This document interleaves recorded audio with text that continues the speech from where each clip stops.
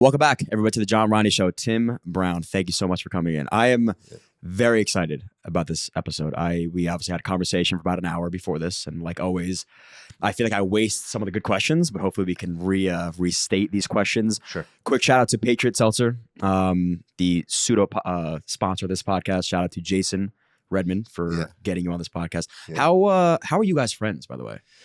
So we were trying to talk about it the other day, and how long it's been, but somewhere around 10 years we're friends, and I was doing some work with our wounded military, and we would wind up at Virginia Beach, and I came across him a couple times out there where he lives, home of the East Coast Navy SEALs, and I think we just saw something in each other that was very familiar. The great tragedies that he went through, and the ones that I went through, and we just found that commonality. And he's just a great dude, man, and he's one of my very best friends, and I'm very lucky to have him. One of the things I talk about, losing 100 friends on 9/11, including my best friends Terry Hatton and Patty Brown. I thought for a long time that I would be unable to replace quality men like that in my life. And it took a long time. It took 10 years till I met Jason Redman, and he's of that caliber that my friends were. So I'm just so grateful to have him in my life. He's like a real brother to me, and God blesses us with some great people sometimes, He's not only a great guy, but it's almost, you wouldn't believe the life path and the journey he's been on because of how humble and just like a down-to-earth guy. I wouldn't think I'm talking to a Navy SEAL that's been through what he's been through, because I feel like I'm talking to one of my good friends. Right. And for me, is like how you're able to do both is, I think, the true beauty of like becoming a real man. So I felt, and again, I met him one time and I felt the exact same way that you do. He's a great inspiration to thousands of people. Yeah.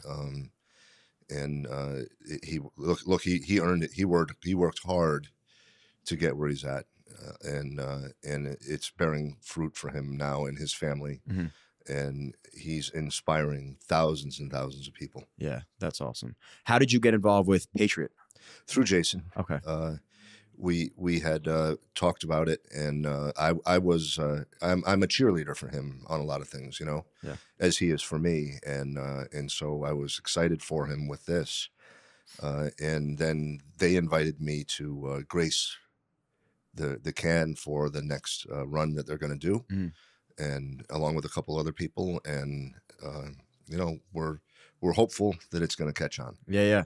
He mentioned that you're going to be potentially a face of one of these. He didn't tell me what flavor. Yeah, I think it's the yellow one. Is that your favorite? Yeah, lemon, sure. We'll go with that. Now it's your favorite. So your face is going to be on it. But again, like just speaking of how good of a man, and then we'll get over Jason because it's not his podcast. Holding his head. Right, like exactly. That, but just the fact that like after he was on this episode or this podcast, he immediately said to me, "What can I do to help you?" And like always, I'll say, "Hey, this is your network." And immediately I said to him, "I'd love to get Tim on the podcast." And within a couple of days, put us in a group chat. Yeah, I can't tell you how rare that is. The amount of people that say to me, "I'll do this, this, and that," and now I'm chasing you around to try to get somebody on. Now I feel like I'm begging you, and it just is an awkward conversation. Right. He wasn't like that at all. And so again, I appreciate that. And if you want something done, give it to somebody that's busy. Yeah, that's how I felt. I was like, the guy's got 1,000 things going on, and he still want to help me out. He took that time to hook us up and connect us. And he did it for you, but he also did it for me. Well, so we appreciate that, Jason. Thank you. So we have a lot to talk about, obviously. Insane career that you've had. Take us back. Why did you even want to become a firefighter in the first place? I was a bad kid when I was 12, 13, 14 years old. My parents were fighting every day. There was very little money in the family, and I just wanted to run away, and so I smoked a lot of weed, got in trouble, and when I was 15 years old, there was a house. This is in Connecticut where I grew up. There was a house fire across the street, and the dad and the 4 boys ran down. It was our neighbor's house on fire, and there was a guy there that I went to school with. He was a year older than me. He was 16 and he had his license. And I said, "So Jay, what are you doing here? You live on the other side of town." And he's like, "I'm a junior fireman," like that, you know. And my eyes got like saucers, and I said, "What is that?" And he said, "Come down Wednesday night to the Firehouse and see if you like it, and maybe you'll be a junior fireman too." And so I went down there. I went to the Firehouse. I couldn't believe it was like a dream come true for me. And I became, well, he called me the following week. He was like, "Tim, you have a choice to make. You can either be a junior fireman or be stoned. You can't do both. So you got to give one of them up." You made the right choice. And I made the right choice with his encouragement. Mm-hmm.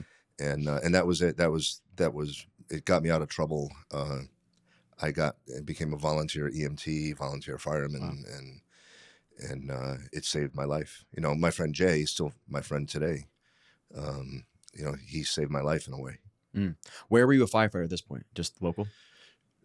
Back then? Yeah. Newington, Connecticut. So the Newington Volunteer Fire Department and the Newington Volunteer Ambulance. Wow. I was on both of those, and then I went to the West Haven Fire Department when I was going to college. Lived in the Firehouse because I didn't have any money, and so in exchange, I worked for them as a fireman, and then I went to New Britain, Connecticut, paid fire department. It was my first paid gig. And I was only there for under 2 years when New York City called me. And in 1984, I became a New York City fireman. How does that? Are they looking for recruits? Like, did they recognize that you were, for whatever reason? No, it's a written exam, and then a physical exam. Back then, Okay. and I was very highly motivated to become a New York City fireman. So I worked very hard at it. And I didn't want to get a 99. I wanted to get 100. And I did. I got 100 on the written exam. That's insane. And then I worked out again very hard for the physical exam, traveling to Brooklyn from Connecticut at least a couple times a week to go over a mock physical course that this guy Pudgy Walsh had put together. And I got 100 on the physical by about 3 or 4 seconds. Wow. On a timed course. And so I got 100 and 100, and I had a New York address. So I got the 10 points residency. and out of a list of 45,000, I was number 60. 45,000 people apply? Yeah. Why was it so sought after? I wouldn't expect that. It's the greatest job. It's the best job and the greatest job in the world. It's you know, if you want to be a fireman, you want to be a fireman. You want to be a fireman in New York City. Is there a reason? You just the most fires, the most notoriety, the biggest fire department. It's a place where you would learn your craft very well and very quickly. Our Proby school back then was only 6 weeks. Now it's almost 20 weeks. Wow. The training that firefighters in New York City get now is crazy. Has hazardous materials, first responder EMT stuff, all kinds of training that was not available. Basically, back then when I did it in '84, they were just trying to weed guys out, and then get cull the herd, get the weak guys out, and then send you to the firehouse. And back then, that's where you learned. You learned in the firehouse. Sure. From your colleagues. So becoming a New York City firefighter, was that always your goal when you started out? Since I was 15. Okay. Oh, that's like making it to the NFL for firefighters. That is the NFL for firefighters. Okay. And we used to go up on the mini mountain in Newington where I was from, so that the antenna on the car radio would pick up the New York City Fire Department. Wow. And we would just sit up there and listen to all. I mean, it was pretty busy back then. There were a lot of fires. I'm sure. And we would listen to all the fires, and then we'd drive down to the city and chase fires and take pictures. And we were really into it back then. That's so cool. Yeah. So interesting. What is the, I guess, physical exam like? to make Back it? then, it was just a timed exam on, I call it legs and lungs were what you needed. And that's what I worked on. And it's just doing different evolutions that mimic what it's like to be a fireman. And back then it was a lot more upper body strength. There's a lot less of that now. Why? Because they want a more diverse list, I think. Now you're saying? Yeah. Okay. Yeah. So the exam itself is what, like climbing up ladders and walls? Yeah, and and pulling a hose. That makes sense. 3 stories and dragging a 150, 880 pound dummy as though you're rescuing someone for a certain length of, for a certain length. Mm-hmm. And you have to cross the line and then you drop it. But you're doing these evolutions one after the other, and it really, I mean, they've had almost every exam, at least one person dies on the course. From what? Well, because they have medical conditions that they weren't aware of, maybe. Really? And they just have, I'm not familiar too much now, but it was a very strenuous physical exam back then. Do you remember exactly what it was? Can you kind of explain the? No, I mean, it's the things I just told you. It's pulling stuff. hose. It's pretending you're chopping, using a sledgehammer to move a heavy tire, a certain distance, and all that. And you do it one after the other, and by the time you're done, you're like falling on your face. Wow. Yeah, it's hard. Is it similar to, because again, we've had troopers on, we've had military men on, they explain how their drill instructors are very hard on them, like they're berating them the entire time, they want them to quit. Is it kind of the same thing with you guys? Well, not for the test, but certainly in Proby school. Okay. Yeah. So all right, so talk us through Proby school once you then So pass. for me, it was July 11th, 1984 when we started, and we went for 6 weeks.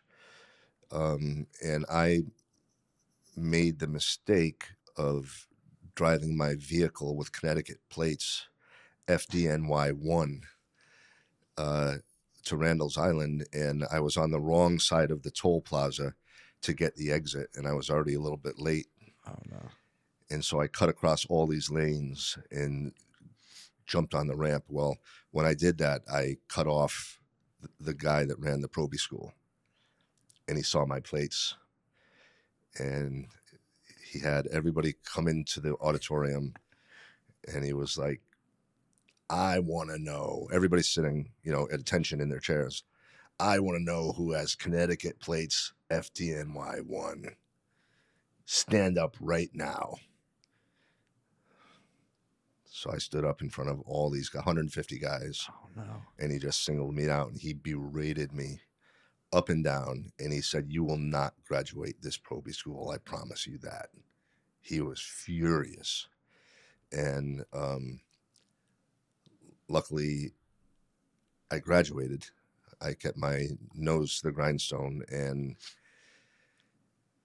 I wanted to go to 75 engine in the Bronx, but I didn't get there. They put me in 73 engine, which is known as La Casa Caca, and I'll let you imagine what that means. How do you get that nickname? Because they were so busy in the late 70s into the 80s that they would never have time to eat their dinner or wash the dishes or anything, because they're just out the door all the time. Really? Fires. And so they would wind up just smashing the plates. And then when all the plates got smashed, they started serving roast beef, mashed potatoes, and gravy right on the table. That's nuts. It was, you wouldn't believe the things that went on in and around the firehouses in those busy ghetto areas in New York City. Yeah, you probably become like a product of your environment. Like you're doing it. Like, I don't even know why I'm doing this, but I guess everybody else is doing it. Everybody came to hide in the firehouse. The cops, because they were afraid of getting shot. So they would come hide in the firehouse with us. We would feed them. It was dangerous. The streets were very dangerous, and those poor guys were in the middle of it. And then the hookers would also come hang out in the firehouse to hide from their pimps or others. And so we would have cops and hookers hiding in the firehouse with us. You were like the safe space for everybody. Yeah. Interesting. In the neighborhood. Like little kids, they knew. Little kids knew, you know, you go to the fireman. That's where you're safe. Mm-hmm. You got a flat tire on your bicycle, go to the fireman. They're going to help you out. And where was this exactly? Oh, so it's known as Fort Apache, like Hunts Point in the South Bronx. Okay. And yeah, it was that. I mean, it was a very, very dangerous place. What was the overall sentiment towards you guys from the general public?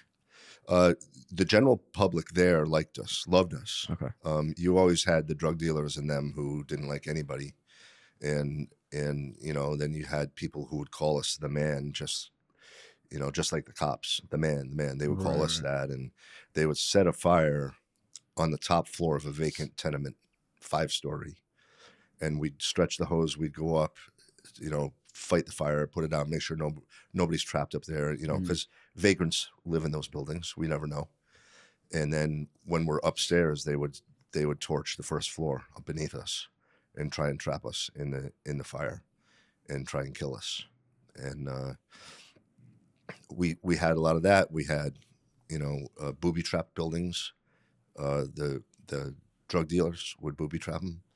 So you go into the off the fire escape into a room to go if the building caught on fire or whatever, and they would cut out the floor right inside the window, and you would, if you came over the windowsill and you weren't careful, you would drop down to the floor below through the hole. Oh yeah, I mean, it's drugs, man. It's drugs. I mean, drugs make people crazy.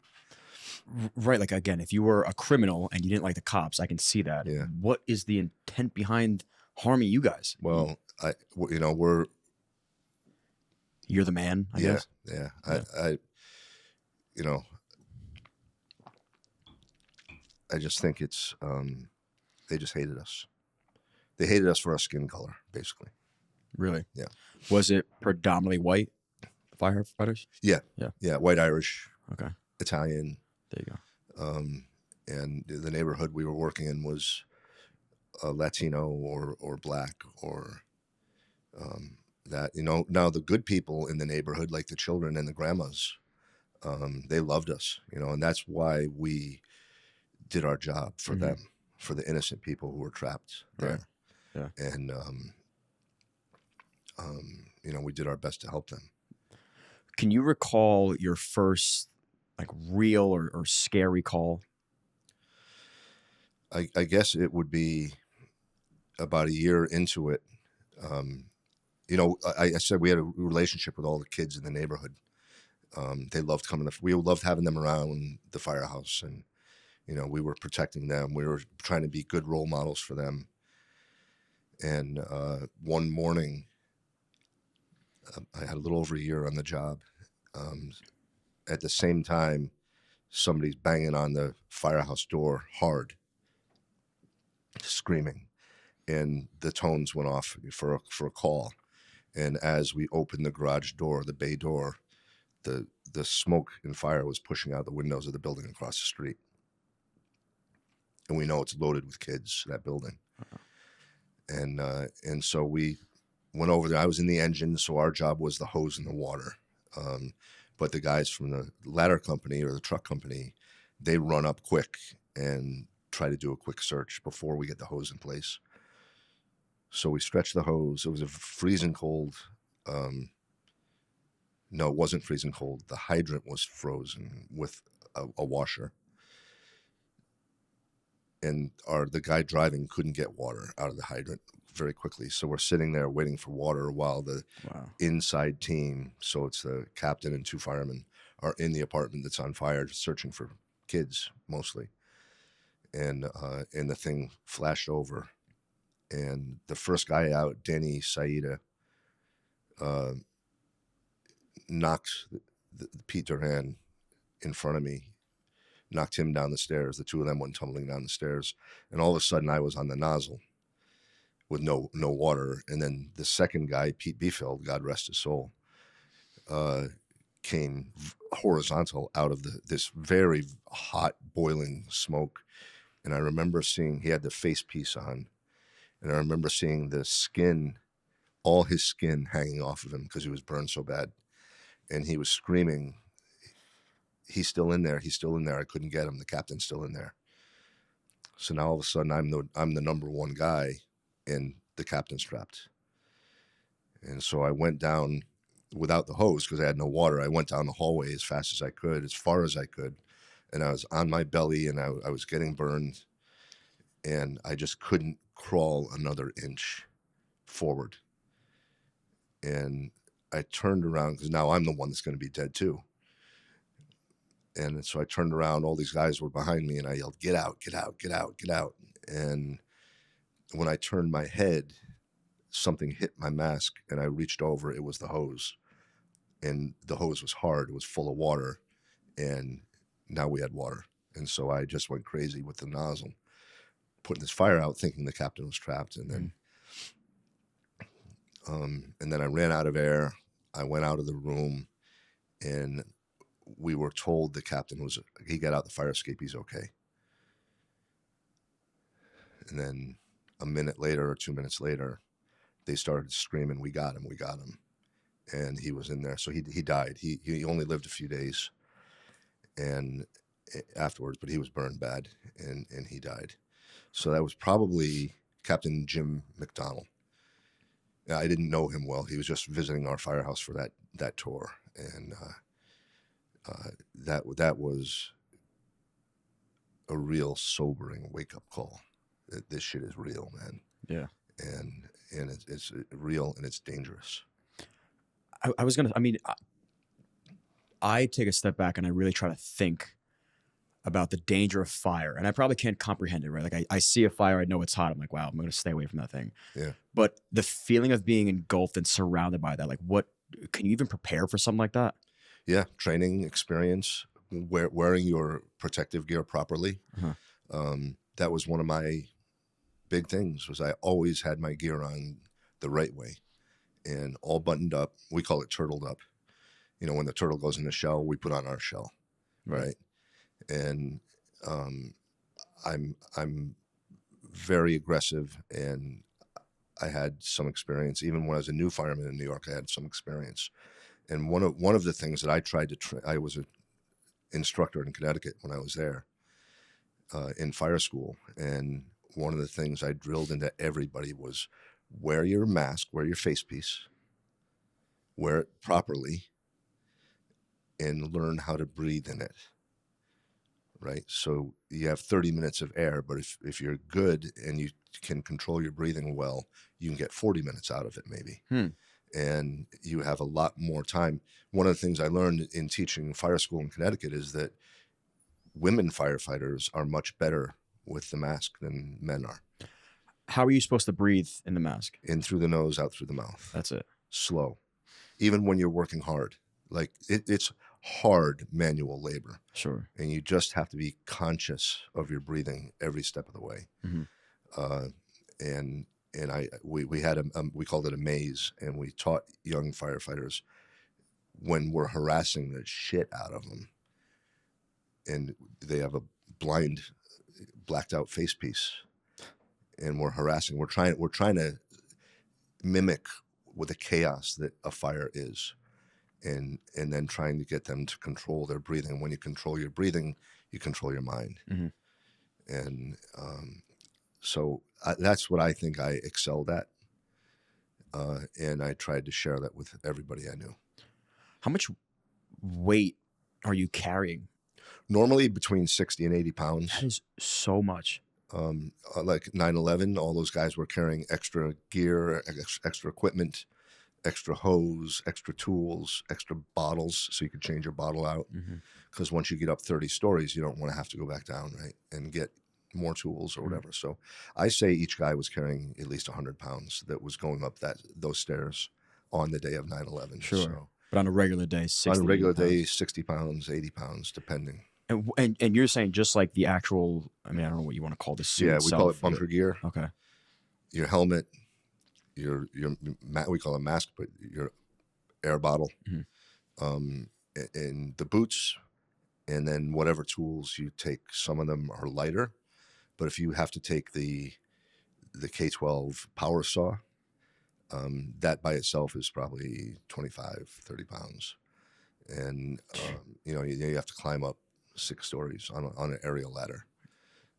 and try and maintain your balance. It's hard work, and that's before you even start working Right, hard on right, the yeah. roof. You're just getting there. Yeah, and yeah, and then the lightest thing is the boss, the lieutenant or the captain only carries a small forcible entry tool and a flashlight. Okay. Right, so they have a very light load. Because he's more like the director of what's Yeah, going on he's in the right, situation. right, exactly right. He's the boss on that team, and his job is to keep his men safe. How much strategy goes behind fighting a fire? Like, is he telling you exactly where to go and where to point these? Because again, I look at him like, there's a big fire, I have this water, and I'm going to spray until this thing is gone. But I know there has to be more to it than just that. Yeah, I mean, in the engines, when you're a new firefighter, you are basically attached to the officer, right? Because you're inexperienced and you are in danger of putting yourself in danger and others in danger if you're not good. So that's how you learn. You learn from the officer and the senior man, and they will direct you. If you're in the engine, if you're on the nozzle, they'll say, spray there, hit the fire there, hit the ceiling, hit the floor in front of us to make sure that we're not crawling through fire. If you're in a ladder or truck company, you're doing search and rescue, then the new guy stays with the officer and operates the 2.5 gallon fire extinguisher and searches with the officer. And the third guy on that team is more of a senior person and searches on their own in the same apartment, but on their own. And that's how you just learn. You just learn from the boss. That's it. And the senior men. Right. And you're just kind of following directions at that point. Yeah. Other than, I mean, I guess the fire extinguisher and the water, what else are you really using to fight a fire? Like, are there blankets you could use or? No, we use 1 3/4 with a smooth bore tip. That's what the New York City does. If it's a commercial building, we'll use 2.5 bigger hose because we need more water. But if you're in the ladder or truck company, you're responsible for VES, vent entry search. So you'll break the windows, you'll force doors open, and you'll search for life a lot of times without the protection of a hose line, which is very, very dangerous. And you learn how to do that from your boss and from the senior men. The ladder companies will also vent the roof, so that's important to let the hot gases and smoke up and out. Okay, that makes sense. And make it easier for people inside to breathe, both civilians and firefighters. And then we have another person that operates on their own OV, outside vent, OVM we call it. Will operate on the fire escapes on that side of the fire, or he'll help the roof man or whatever. So yeah, it is organized chaos. But again, just like being military or law enforcement, you do not be deterred from doing your job for just about any reason. Because if you don't do your job, all these other guys are counting on you to do your job well and correctly. And if you screw that up or you don't do your job well, things get out of control pretty quick. So yeah, everyone has a specific duty, I guess, on that day, and you will not be deterred. Right, you can go rogue. You will do it, and that's, if you don't do it, you will hear about it. I'm sure, not just from the officer. You'll hear about it from your colleagues. Right, you have lives at risk. Yeah, which is insane. I'm assuming when you're fighting a fire, the civilians are watching. Are they ever like harassing you guys during this? Are they trying to help? I mean, nowadays probably no. Back in those days in the 80s, there was some of that. Yeah. There was they'd be screaming, "Burn MFer, burn MFer," and they'd be outside screaming. Maybe it's a neighborhood beef or something. I don't know. Okay, understood. But I remember one guy, senior man back then in the 80s, who had been through the 70s, as a fireman, and the kids were screaming next to him. They were harassing the firemen. They were getting in the way. They were causing trouble. And a Halligan bar is a big metal bar. It's about 3 feet long. And it is a solid steel. And he just went like this. He put it up in the air, and he went whack right in the kid's shin. And the kid screamed, and you could see the bones pop right out of his skin. The compound tib-fib fracture of his shin, basically. And yeah, and yeah, the things were different then. It was war. That's wild. Yeah, crazy. I saw it. I mean, I saw it happen with my own eyes. I wouldn't believe it. I guess, otherwise. and you really, what do? You really can't react. No, in any direction. Nobody feels sorry for this kid. He probably set the fire, you know. Wow. And he's harassing everybody. I think they probably put cuffs on him and took him away. Yeah. And you mentioned that you were on the 73 engine, correct? Mm-hmm. Why did you want to be on the 75 engine? Just because it was more occupied fires. When I came into the South Bronx there, Hunts Point and Fort Apache in the 80s, we were doing a lot of vacant building fires, and 75 was busier for occupied structural work. But I wound up very happy where I was. I think that captain who berated me in probie school probably sent me there on purpose. I'm sure. So it was a good house. I had some protection there, because even out of probie school, this captain was still trying to get me fired. Still? Oh, he really didn't want you. Oh no, he wanted me fired. Oh, I thought that was like a scare tactic. No, he wanted me fired.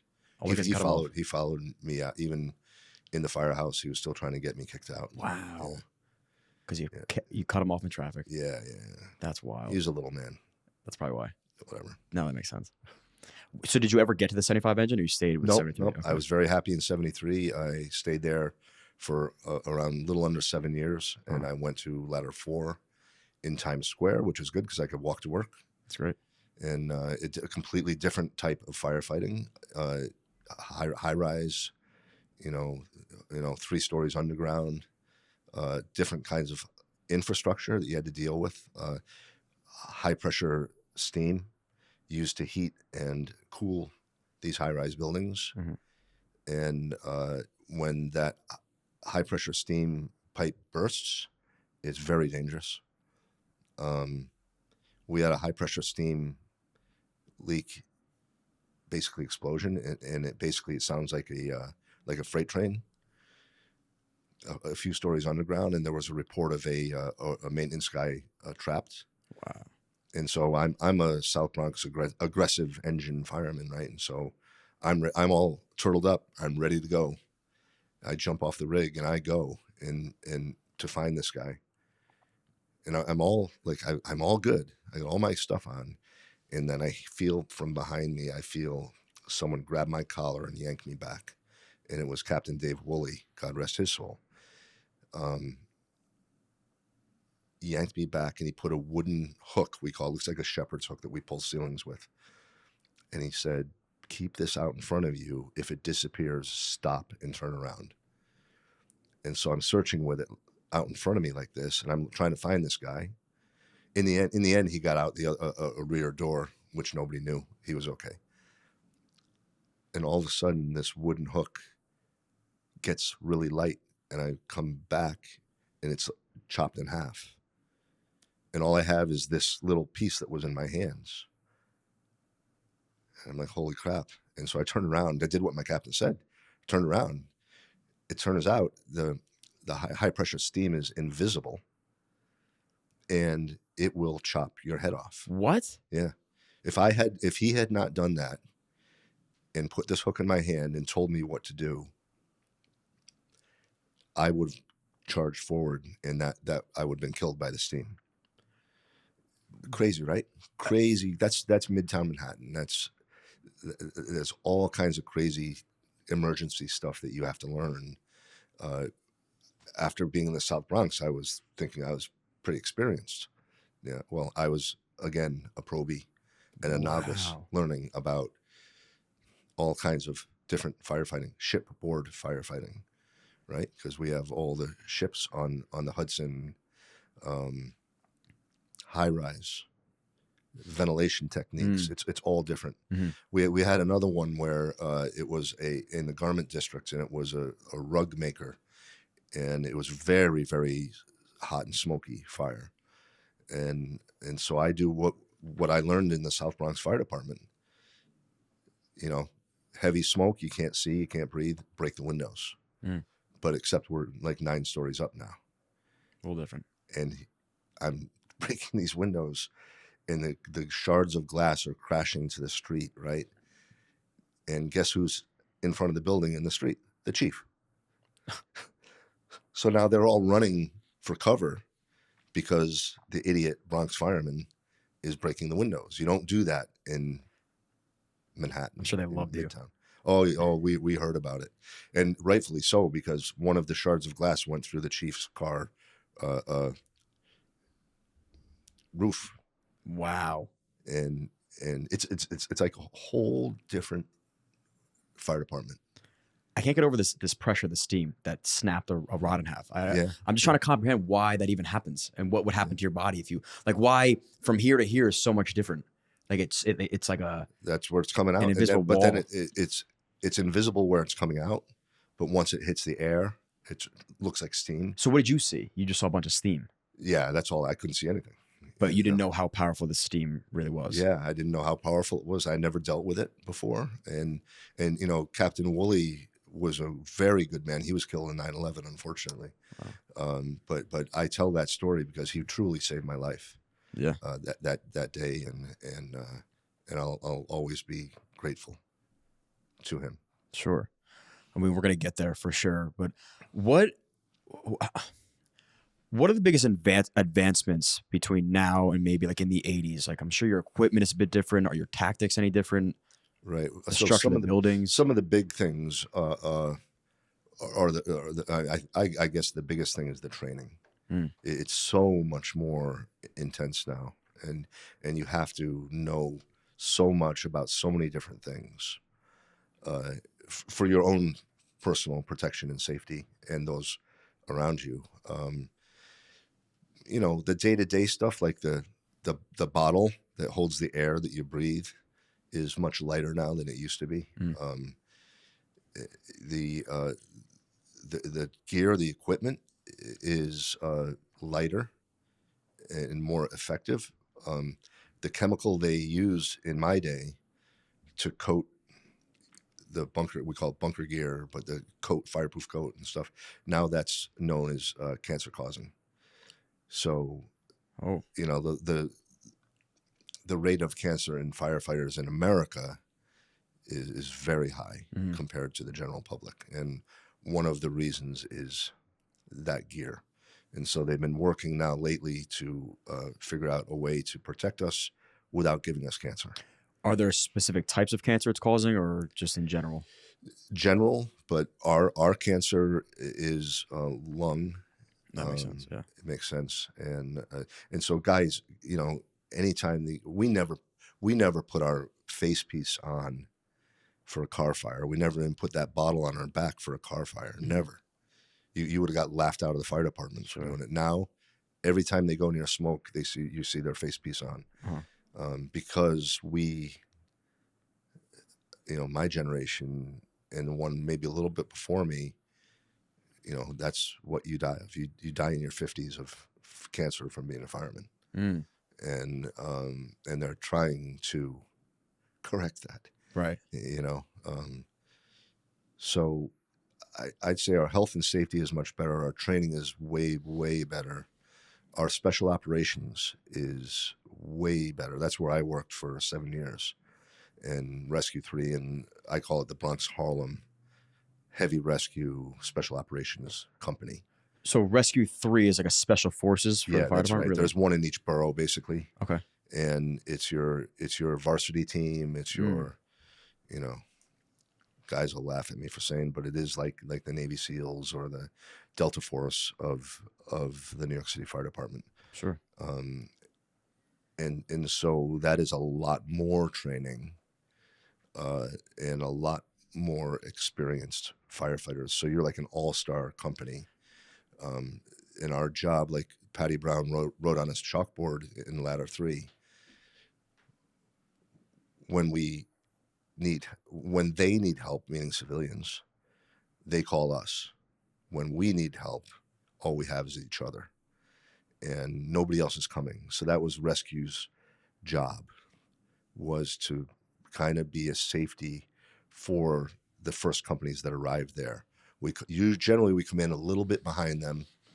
We're able to hear a size up. We're able to hear how it's going, and we would say, yeah, things are going to shit really quickly, and that's kind of where we shined. Sure. Okay. To protect our guys in the fire, on the fire floor, on the floor above the fire, very dangerous place to be, and on the roof. And so we would send our guys to each spot, and just kind of be the eyes and ears and say, yeah, things are getting really bad down here, or we lost our water, or, things are going to go to shit really quickly here. Mm-hmm. And that was kind of our job, was to be the safety. And when we failed at that, it was very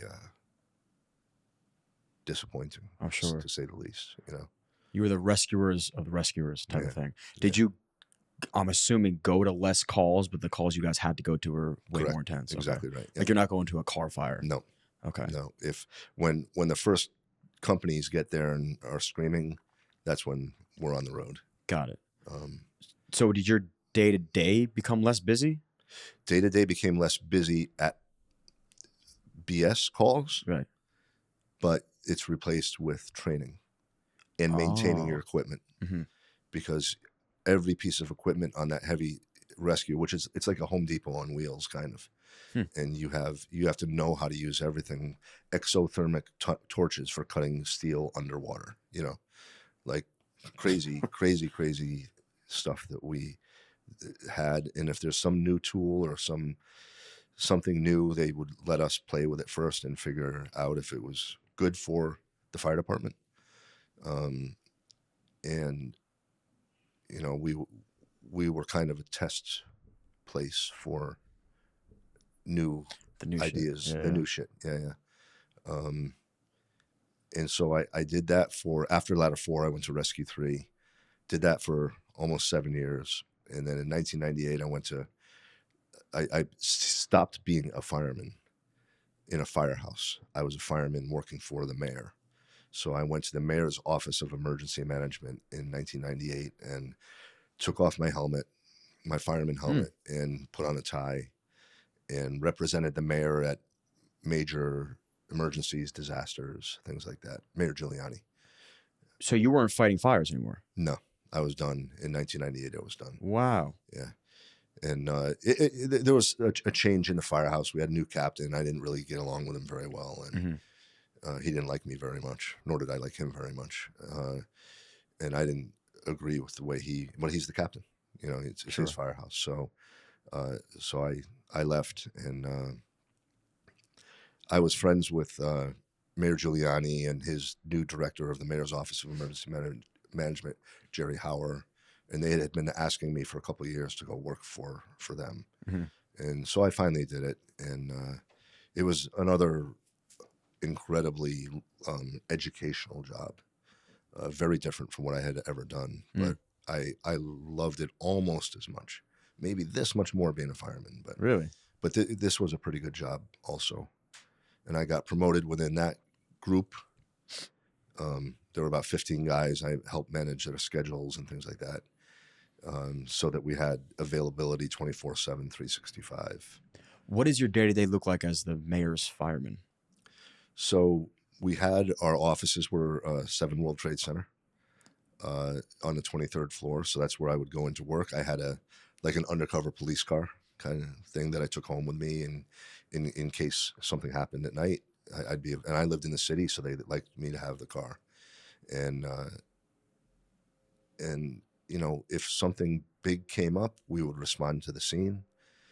If not, we were working on planning for disasters and training, and we kind of rose to the top when it was something that the police department or the fire department wouldn't normally handle on a day-to-day basis. Do you have an example?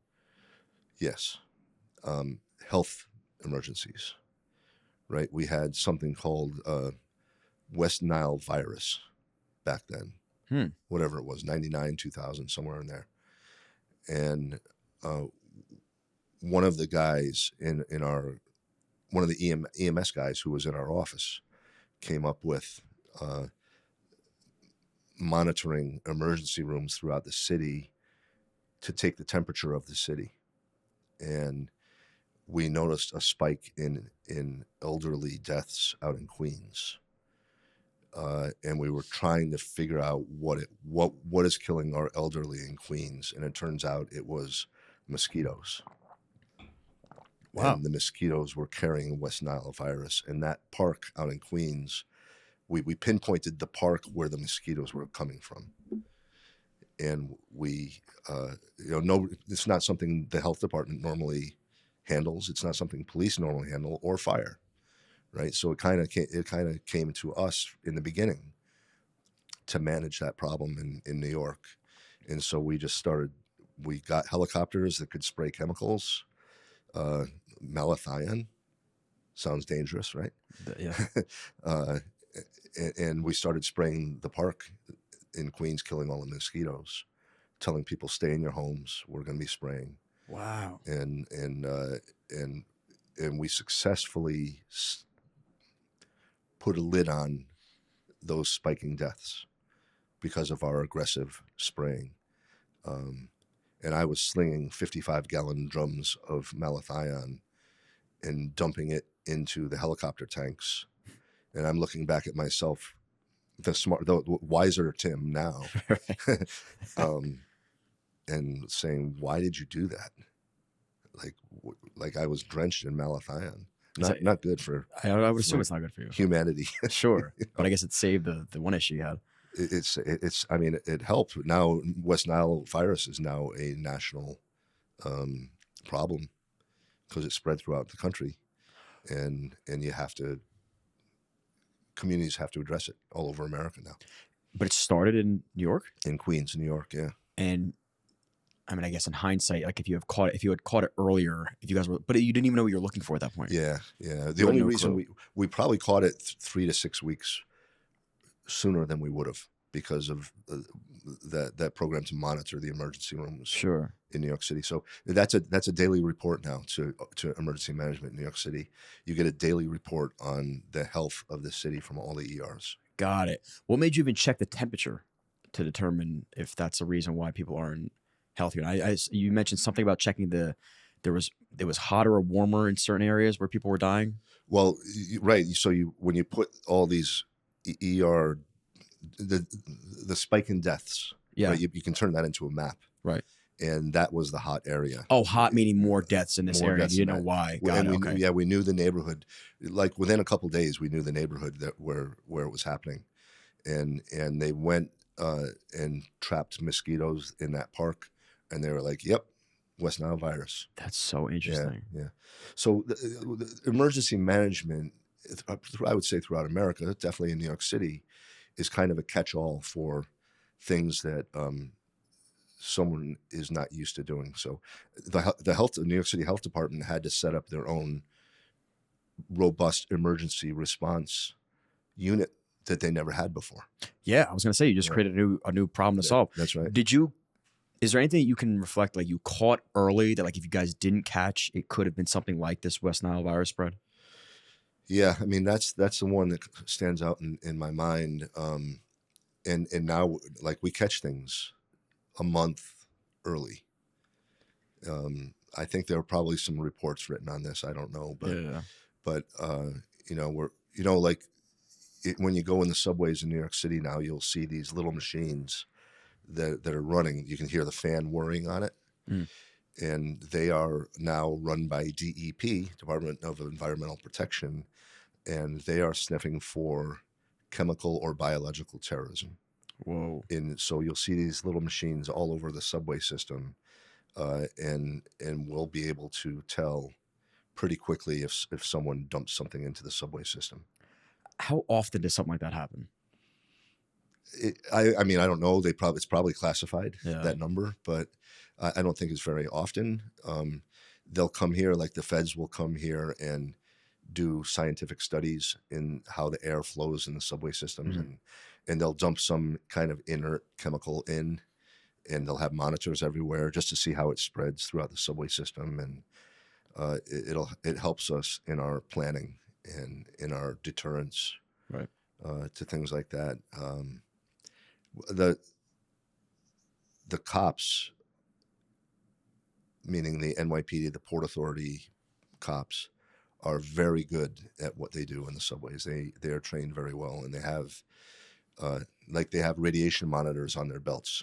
Really? Yeah, I didn't know that. this is how we will catch anybody trying to do a dirty bomb in New York City, because I'll just say it. I don't know if it's completely true, but like every police car, every police officer, firefighter, everyone has monitors on their belts that will start screaming if they detect something.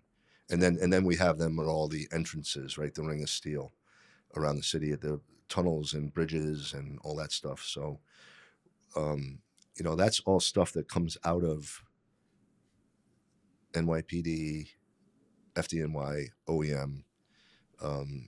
You're really not going to get something in on the road or through the subway into New York City without somebody noticing. I can imagine, which Yeah. is good to know. It's very good. What was your relationship like with the NYPD? Back in the day, we clashed, especially our special operations and their special operations. There was a battle for who was in charge of the in-between things, like building collapse, right? Or, on the waterfront, water rescues, or, we always thought the fire department, well, Tim, I'll say it for me, Tim always thought that the fire department should have our own helicopter for medical transport, for, dumping divers, fire department divers into the water if somebody's drowning. And they would not let us have one. You didn't have a helicopter? Fire department in New York City doesn't, still to this day. Still? Yeah. Why? Yeah, because that's a NYPD thing. How many do they have? Well, they have 7 or 8, probably. Give you one. Yeah, no. Our chief now has to go get in a PD helicopter if there's a big fire or a big something, and we cooperate. Look, things are different now. Everybody's getting along very well. That kind of notion that we're fighting each other for importance or notoriety or whatever that is, that I think that is long gone now. And the fire, not we, because I'm not there anymore, but they cooperate very well now. And you'll see that at building collapses, or someone down a hole or a manhole, or someone injured at a construction site, or whatever, on the water. Drones. That's the big new thing now, is drones. Drones are so valuable to the fire department and the police department now, and OEM has their own drones. But especially in water rescues in the summertime, out in the beaches in Brooklyn and Queens, drowning victims, they have drones now that carry flotation devices. Wow. They'll fly the drone. It takes them a minute or two when they get on the scene. The drone has the flotation device. They go right to the victim. They drop the flotation device right to the victim in the water. You would never even think of that, something like that. They've saved lives. I don't know how many. Right. But they have saved lives by doing that. And your lives. Yeah. You don't have to go out there and swim. Right. Well, I think at some point our boats maybe get there, or we'll have swimmers. But sure. PD does it, fire does it, OEM does it, and we have saved lots of lives already with drones. It is such an interesting, I guess, like situation to decipher between if you guys go or the NYPD. Because in my mind, I'm like, okay, firemen go, shooting, police go. And I remember being a young, like 9 years old, and they say like kids ask the dumbest but smartest questions, and I'd be like, right. I'm a kid. If I call 911, I know I'm supposed to in an emergency. How do they know who to send? Like, what then happens after that? I'm calling. Do I have to call a separate 911? I was confused. Yeah. And for, again, the in-between stuff, that's who deciphers? Like, are you guys both getting these calls? So 911 automatically goes to the police department. Okay. Right. They have protocol. If any EMS, fire, emergency, whatever, that's going to automatically go to the fire department, but the police dispatcher stays on the call. Okay. So now you're going to have a police 911. You're going to have a fire department dispatcher, who is the one that asks the questions, and the PD just listens and puts it into their system. Got it. And when I became a fireman in the 80s, EMS was not a part of the fire department. It was a separate entity.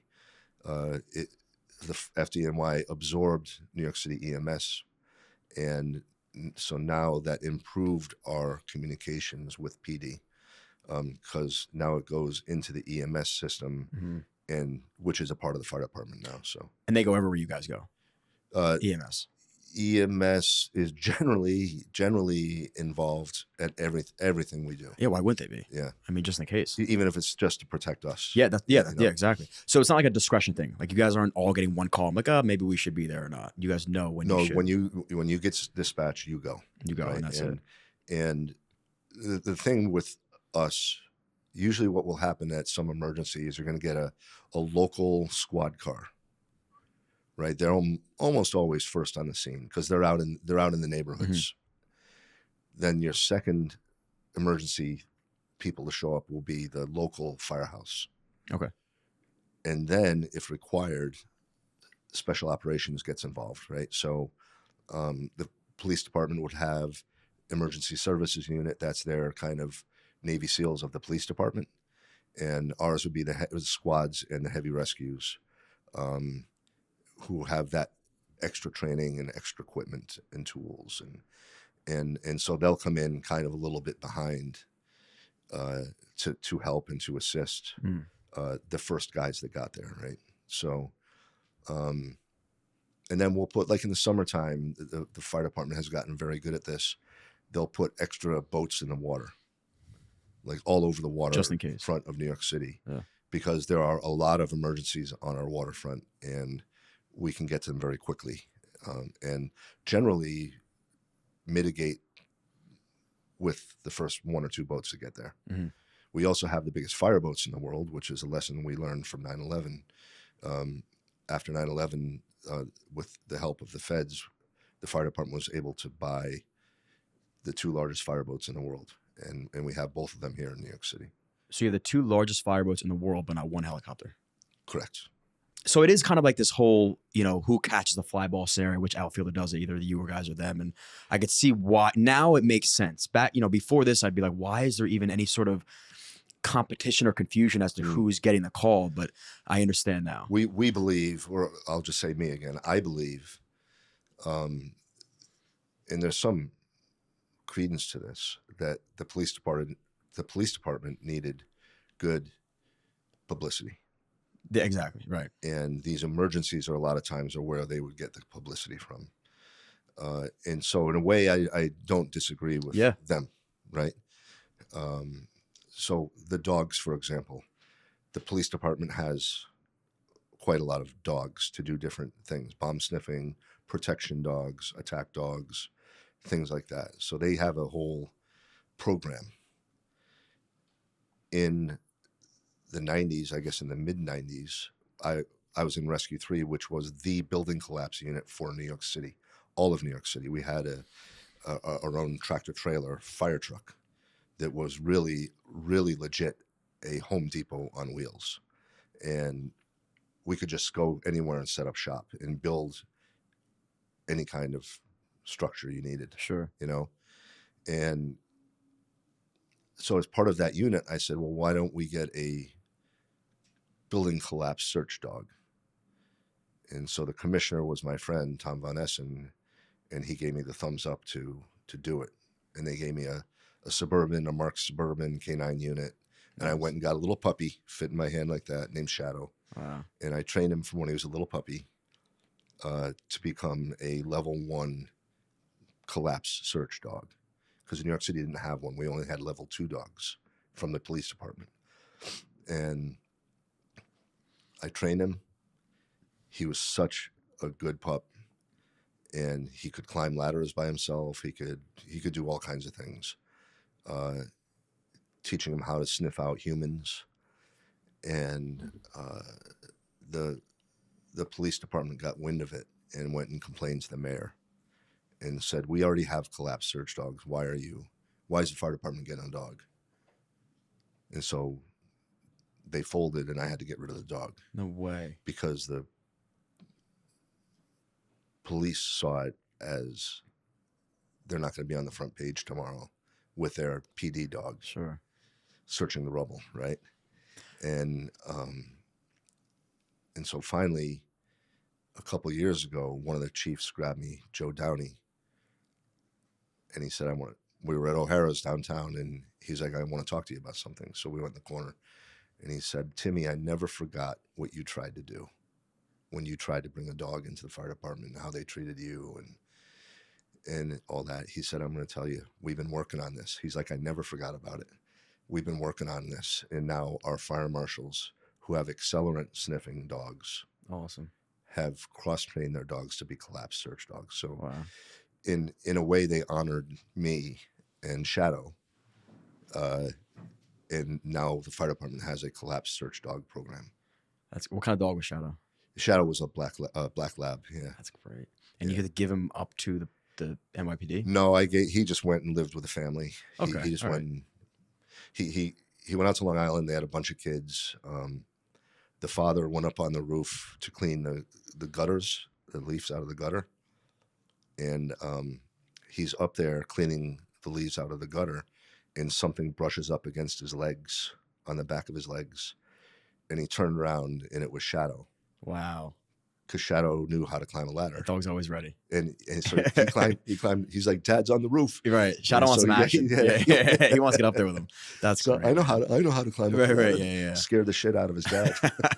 That's awesome. I mean, again, now I do see both sides, because it's like NYPD bad, fire department good. So they do. Yeah. I mean, almost like you're right. Like, they do need some bones thrown to them and some highlight reels, I guess you could say. So, so now we do it. Now they do it. I just saw it the other day with the poor construction worker who fell to his death in the big tunnel project in Midtown Manhattan, and he was, I think he was 70 or 90 feet down, and so they not only put a fireman down, they put a cop. So it was one cop and one fireman. Yeah.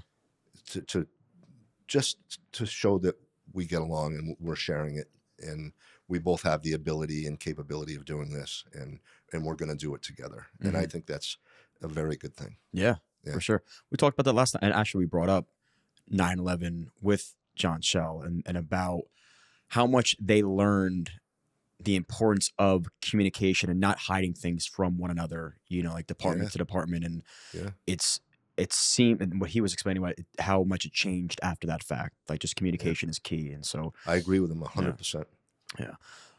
We're going to get to that, but can you reflect on any other major fires that you had to fight other than the ones at 9/11? Right. We talked earlier, I think, about, before we came on the air here, about the 1993 bombing of the World Trade Center. Yeah. So I had just gotten off of work in Rescue 3, and we had a busy night. Back then I was riding my bicycle to work, about a 45-minute hour ride. But I liked getting out in the air. I liked getting exercise and all that. But we had a particularly busy night, and we were in smoke a lot the night before, so I was pretty smoked up and dirty. And I rode my bike home and got home, took a shower. I was going to go to bed because I had to go back into work that night. And I got out of the shower, and I hear my radio, because I listen. I hear my radio screaming. And I was like, what's going on? What's going on? What's going on? Holy crap, World Trade Center bomb. So I jumped on the subway. I went down, and I asked the chief, I said, I'm, special operations rescue trained. Can I help? And he's like, well, one of your guys just fell in the crater that the bomb made, and he's trapped, and they're trying to get him out. He's like, you might want to go help your friend. And so I went in, and by the time I got to where they were operating to get him out, they already had him rescued him. Oh, good. And it was my friend Kevin Shea, who's my buddy, who I was in Proby school with, and he was a Rescue 1 fireman. And when he was searching, he went over the edge into the crater, and he got busted up pretty good, but he lived. Wow. And so they got him out, and that was a big relief. But I said, there's a lot of people who might need help still in these buildings. And it was very, very heavy black smoke from all the car fires and from the bomb itself. And it was permeating the South Tower. And so I was like, I'm going to go up the stairs in the South Tower. I'm in pretty good shape. I played soccer and bicycled my whole life, and I'm good on stairs. Let me get in the stairwell and go up and search these floors. And so I wound up doing the whole 110 stories, going up just to make sure everybody was out. Full gear. That got shed, after a while. Yeah. As the smoke lightened up, I started taking stuff off. But so that was then probably the biggest unusual disaster that I had been to. But that would be the beginning of my involvement with terrorism. Right? That was the first one. Okay. And then I did the 1995 Oklahoma City bombing. We responded there. So we were on that pile, searching through the rubble there for life with the New York Task Force 1 Urban Search and Rescue team, sponsored by FEMA. So we spent 6 or 7 nights digging through the rubble there, trying to find anyone alive. We did not find anybody alive. And then I think it was 96 was the bombing at the Atlanta Olympics. Wow. And we had been secretly embedded in the next county over, because they had intel that there was going to be a bombing. And so they put a couple of FEMA teams around there. And so we had drilled and practiced with a couple of Blackhawks for us to jump in and sling our equipment underneath the Blackhawk. When you say, because I think that's that's a narrative that for me gets skewed so much by even media or people. Like, you guys had intel, right? So people would go back and say, we didn't, but somebody the did. feds did, yeah. Right? So people, the civilians, would be like, well, they knew about it the whole time. Like, when you say intel, they had an inkling or an understanding that it could have happened. It's not like they knew it was going to happen and where it was going to happen. Well, if they knew, you would think if they knew who and where, they would have prevented it. Right? That's right. But they didn't have enough. They didn't. I believe that they didn't know who and where. There was chatter somewhere that they got. Sure. Maybe it was overseas or maybe it was domestic. I don't know. Anyhow, I don't know anything about that stuff back then, but somehow they knew something was up. And that's why you guys they embedded us, yeah.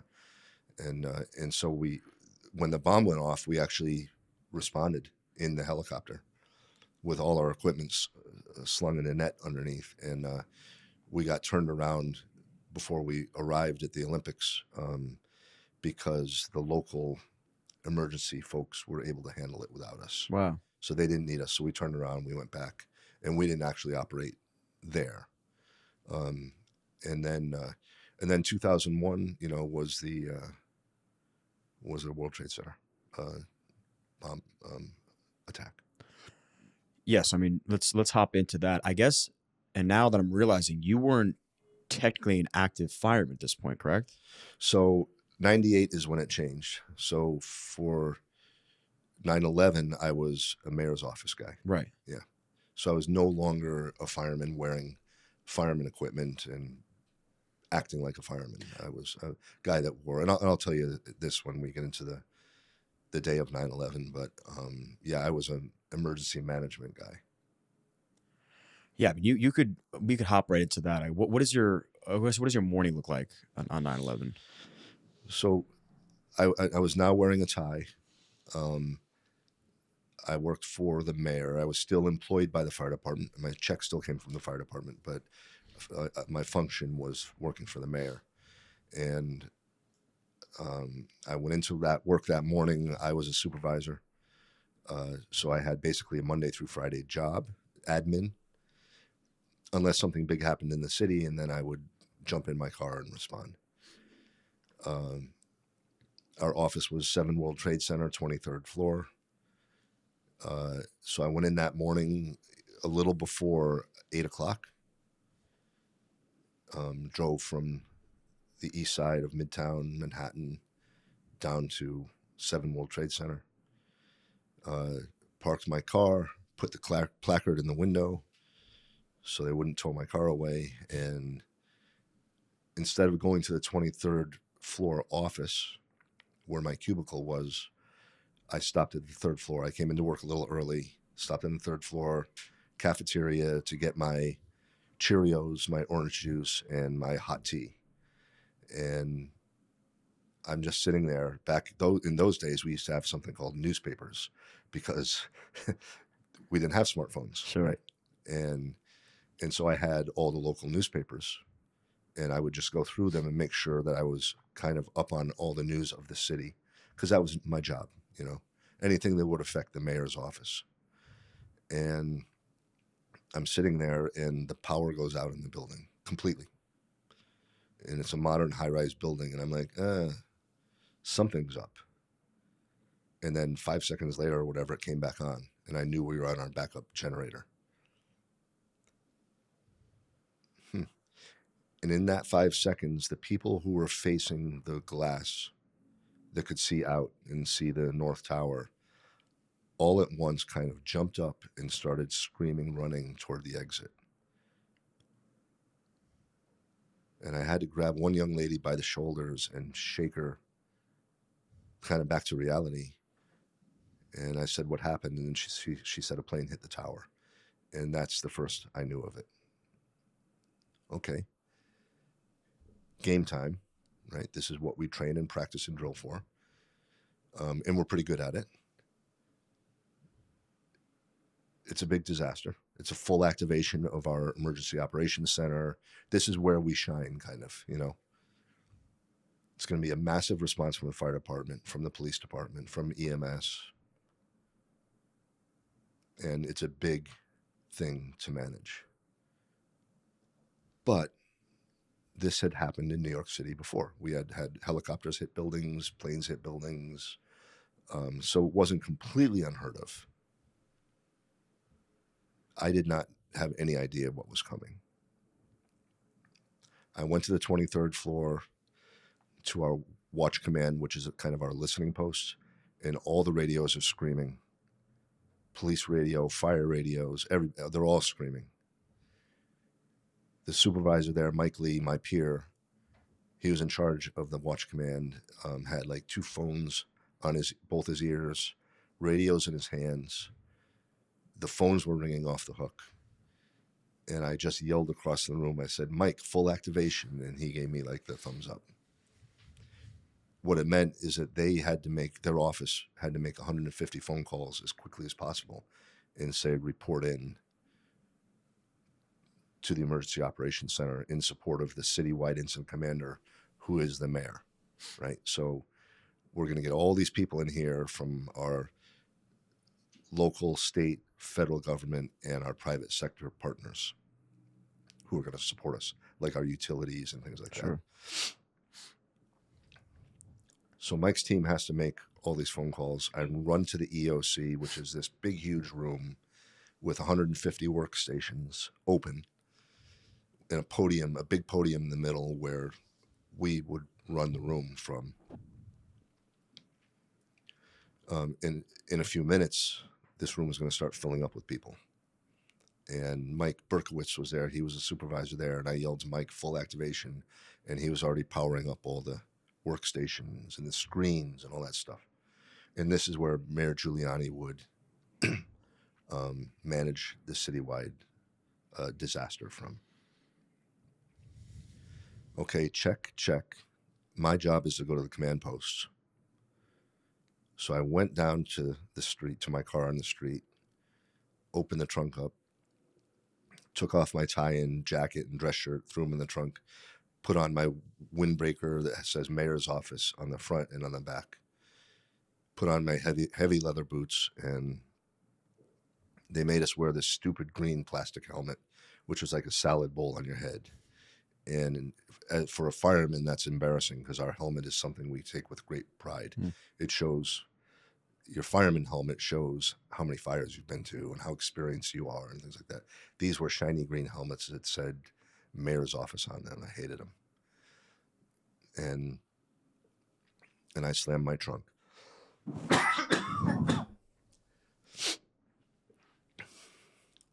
And before I went into the building where the command post was, the North Tower, I wanted to take a look at 3 sides of the building to get a size up in my head. It was one of the things we had been trained as a fireman to do. In order to do that, I had to go from VC Street up 1 level to the plaza, the World Trade Center Plaza, right? It was like 1 level up. In order to do that, there was an exterior concrete staircase. And I ran up that staircase to the plaza level. And from there, I could get a look at 3 sides of the North Tower. I point that out because that staircase later will serve as a place for survivors to run down and run away and live. But I'm doing what we do early in the emergency. I'm running up it toward the disaster, right? And I don't say that to brag. I say that's what we do. That's what cops do. That's what firemen do. That's what military does. We go EMS. We go toward, right? As Rob O'Neill wears that shirt and hat all the time that says front toward enemy. You know, that's what we're doing. And that's what I did early in the emergency that morning. That staircase becomes the biggest, heaviest artifact in the 9/11 museum to today. And it's known as the survivor staircase because so many people were able to run down that and live and run away. I kind of get a look at 3 sides. I look out over the plaza, and it's strewn with debris, on fire, black smoke, white smoke. And if you remember in the video, all that paper fluttering down like a blizzard, kind of. And that's exactly what it looked like. And I started to question my original assumption that it was a Cessna small plane that, some guy had a heart attack and slammed into the tower. But because of all this debris on the plaza, I started doubting that that was true. I went into the North Tower at that plaza level, and the command post was back down 1 level inside the building, street level. And that's where I had to go. So there was an escalator from plaza level inside the tower to command post street level.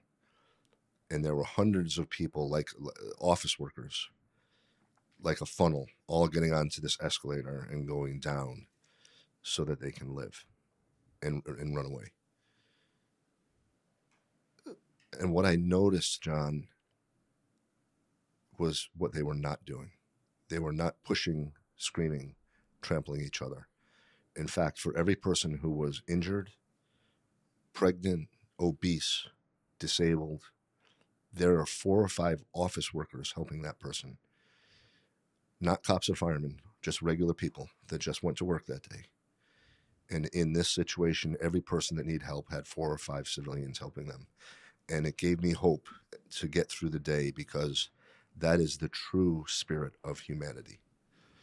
If you go outside today and somebody trips on a sidewalk in front of you or next to you, watch how many people try to help that person up, right? Because that's the goodness of humanity by far. And I get into that kind of funnel and I get on the escalator, and as I'm going down the escalator, the lobby of the North Tower begins to reveal itself to me. And what I see looking over this vast, humongous lobby is hundreds of firefighters awaiting their orders to go up. And they're all dressed in their, we call it bunker gear, with the yellow stripe, their protective gear with the yellow reflective stripe on it. And there are hundreds of them. And they have all their tools and equipment. They actually, each one of them brought extra tools and equipment because they knew once they get up 30, 40 stories, they don't want to come back down, right? And in that moment, I had to laugh. And I had to admit something that is very difficult for a fireman to do. I had to admit that for once, the cops were right about something. Because the cops called us bumblebees. And now I'm looking out over this lobby, seeing all these heroes in their gear waiting to go up with all their yellow stripes, and it looks like a hive of bumblebees, and the cops were right. And I get to the bottom of the escalator, and just to my right is a bumblebee, and I look up at his face, and it was my good friend, firefighter Chris Blackwell from Rescue 3, where I had worked for 7 years. And not only did I work with Chris, we worked in the same on the same shift. So we did everything together for 7 years. And he's in his gear. His gear is all burned up. He smells like smoke from all the fires he was going to the last couple of days. And he was unshaven. We were the Bronx Harlem guys. We didn't follow the rules very well.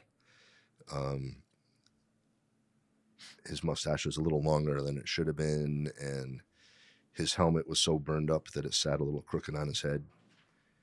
And not only was Chris this badass Bronx Harlem ghetto fireman, but when he went home to Connecticut where he lived, he was a paramedic. So all he did with his whole life was help people. If we ever had, especially a child victim in a building collapse or in a bad fire or a car crash or whatever, if Chris was working, we always tried to put that child in his hands because we knew he was the best at saving their lives and that they would have the best shot at life in his hands. And Chris and I always greeted each other the same way, no matter what the disaster was. So he makes a big arc with his right arm, and his hand goes to his mouth, and he takes the unlit stub of a cigar out of his mouth, and he makes the big arc and puts the cigar at his side, and we both lean in, kiss on the lips, come back to attention, and then he puts the cigar back in his mouth. And we did that for two reasons. We did that because I loved him like my real blood brothers. I love this man. But we also did it because it freaked out all the cops and firemen around us. And we loved to see their reaction to these two guys kissing on the lips. And after we did that, Chris said to me, "Timmy, this is really bad." I said, "I know, Chris. Do your best and be careful." Because it was his job to go up. He said, "I love you." I said, "I love you too." And he turned around and he went in the stairwell and he went up to save the lives of people he didn't know. Right? We have God gave us free will. We can make our own decisions on things like this. And Chris's decision of his own volition was to go help people instead of turning around and going home to his loving wife and children. He made that choice in that moment. He said the words to me, "This is really bad." He knew he probably wasn't coming back, but he still did it. And I call that, over the years, as I tell the story, the last act of Chris's life was an act of the greatest love. Because that's what it says in the Bible. That you'd be willing to give your life for your friend, for your neighbor, or even for someone you don't know. So that was not only Chris's last act of his life. Every police officer and firefighter and some other civilians, EMS paramedics, every one of them that was murdered on September 11th, as the last act of their life, performed acts of the greatest love. And that is why I wear that John 15:13 on my wrist. Greater love has no one than this, but someone lay down his life for his friends. Because I can wear one bracelet for all of them and honor them. So Chris goes up the stairwell. I hear someone yell my name across, I call it the hive of heroes now, the Bumblebees. And I look over and I can see my best friend, Captain Terry Hatton from Rescue 1, the captain of Rescue 1. I could see him towering over everyone else because he was 6'4", 6'5". And with his boots on and his helmet, he was 6'7", 6'8". And so he screamed my name, and I ran toward my best friend. And he put his arms out like he had a huge wingspan. And I ran into his chest. And I wrapped my arms around his chest, underneath his arms, because he was so much bigger than me. And he came down on top of me, and I got lost in his hug. And he squeezed me tight to his chest. And he kissed me on my right cheek. And he said, I love you, brother. I may never see you again. And I blew him off because we were good at what we did. I had tremendous faith in him. He was very, very good. That's why he was the captain of Rescue 1. But he had come down the West Side Highway. They responded from like Times Square area. And he's coming down the west side, and I know he has binoculars in the front seat. And I know he was looking through those binoculars at the tower. And he counted the number of floors that were on fire. 8, 9, 10 floors already on fire, jet fuel. And he's doing the math in his head. He's like, there's no way we can get enough water up there to put that fire out. We can't save anybody. It's too much fire. Each floor of the World Trade Center towers, each floor was 1 acre big. So now you have 8 to 10 acres of jet fueled fire, 90 stories up. And so Terry had already done all this math in his head and all this thinking, and he knew that the chief would send them to the most dangerous spot because they were the best. And so he knew all that stuff. I hadn't thought that through, I guess, there. And I truly believed when he kissed me and said that he would come back. And he didn't.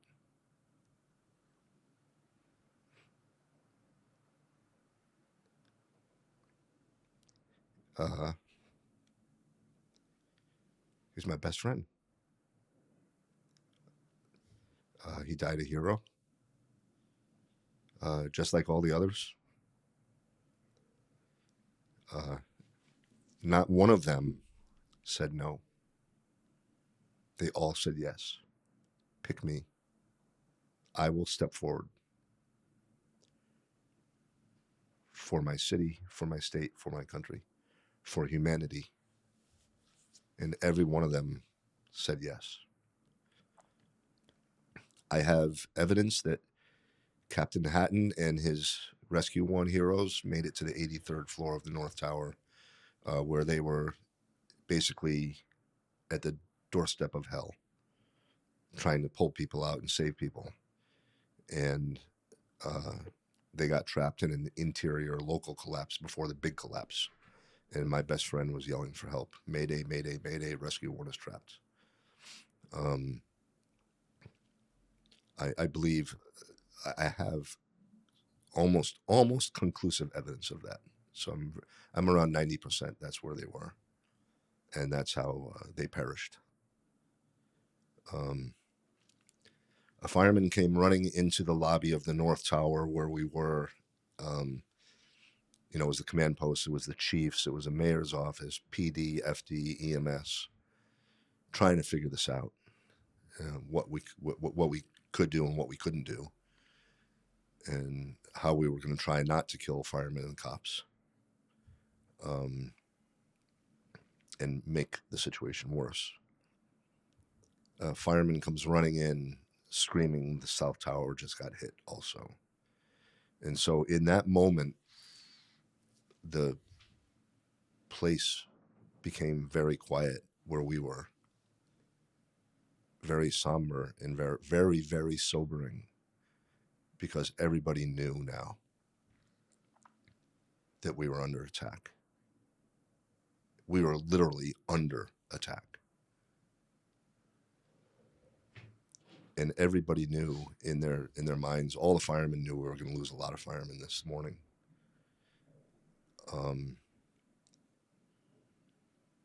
But we had no choice, right? One of the chaplains in the last couple of years said that the firemen went to war with only tools of rescue, right? We were just trying to help. We couldn't shoot back. We couldn't defend ourselves. We were under attack, and they were trying to kill us. I still believe to this day that the reason that second plane came in, whatever, less than 30 minutes later, 15 minutes, I forget what it was, but we believe that they planned to get all the rescuers there and then do the secondary device, which was the second plane.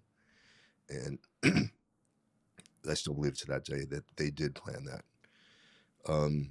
So the fireman comes running into the North Tower lobby, screaming, the South Tower just got hit. And now the leadership gathers up, we huddle up and decide how we're going to split our forces. And it's decided that myself, representing the mayor, and Assistant Chief Donald Burns from the fire department would be the incident commander in the South Tower. We ran from the North Tower to the South Tower together, Assistant Chief Burns and myself.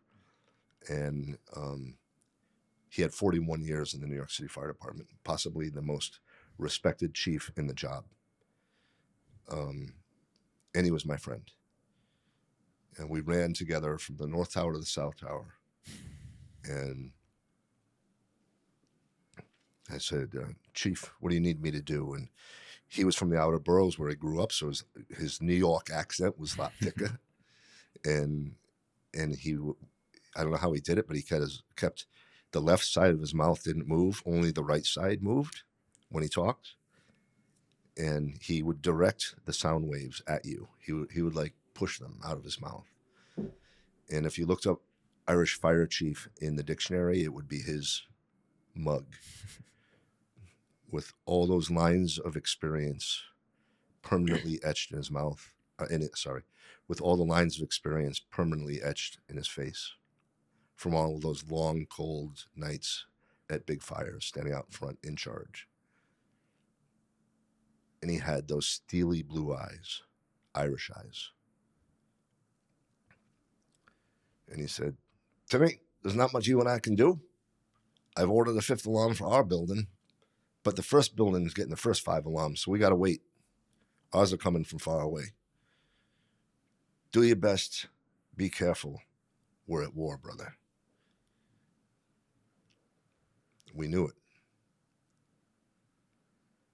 A woman came running over to us screaming that people were trapped in the elevator, so the chief gave me the nod.